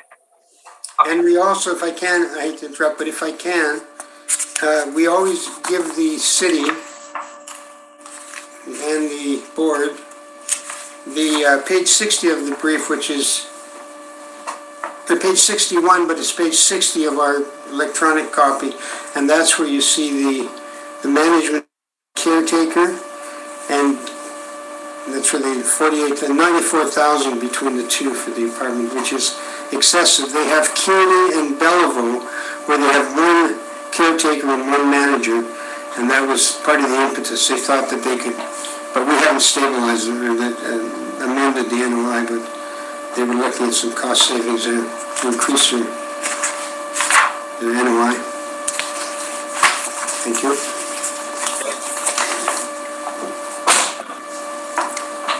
And on the page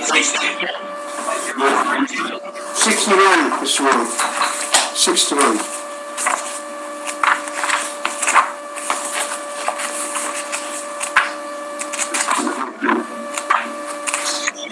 Oh, I'm sorry, it was 60. You're right. 60. So.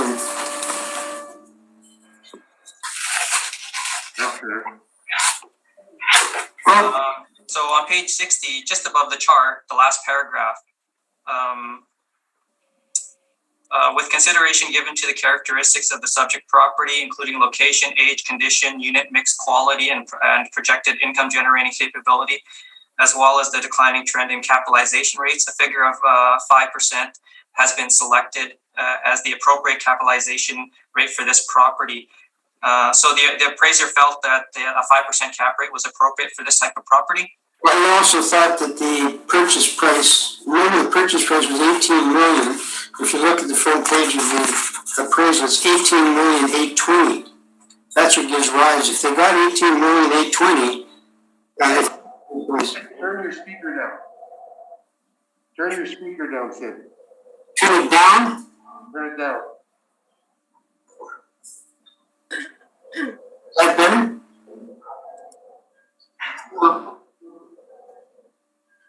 It's just screaming for some reason. Yeah, it's like feedback like or something. I don't know. Hold on or something? What? Do you have an extra speaker on in your room? Not anymore, I'm apart. We're getting feedback whenever you talk. Just 1 second, I got an expert on hand. Can my wife look at it for a minute? Do we have a 1 minute break or do you want to, we're just gonna?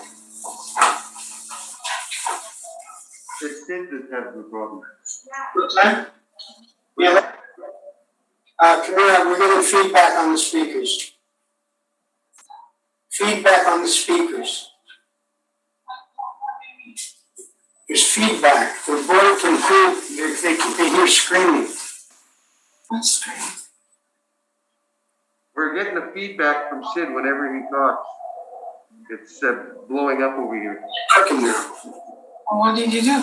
I don't know, just turned. Sorry. I don't know if I can fix that. Actually, we can hear you quite fine, can we not? You can hear me? You can hear us? We can hear you fine. We hear you. Can you hear us? Yeah, we can hear you. Maybe if you just stand a little bit back from the computer, it might help because it's coming through pretty loud. Okay. I can turn the speaker right now. Is that better right here? I think so. How do we rotate the screen? We have our screen has gone sideways too. Should we Yeah, I take a think couple maybe your screen moved or something. Should we take a couple of moments while we work through this then? Yes, please. Yeah. Okay, we'll call a short recess.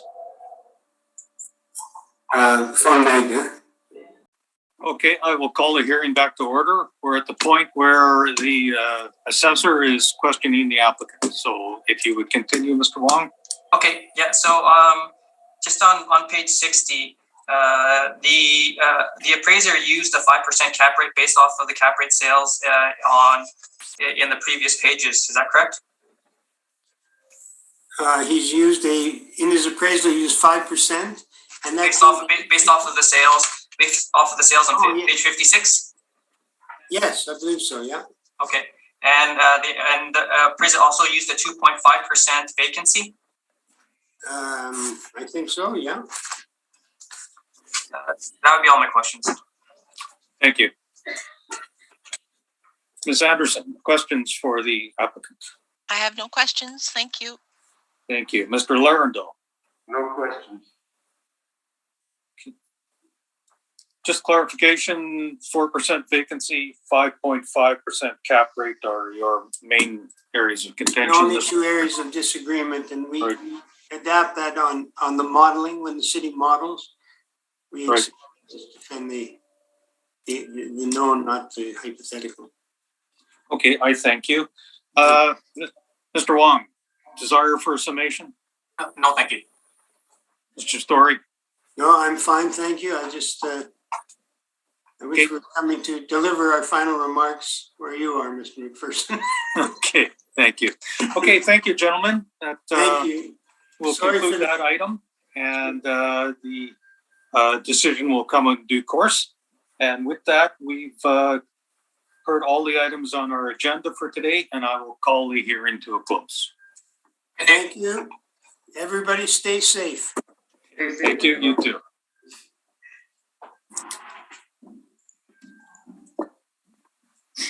I don't know.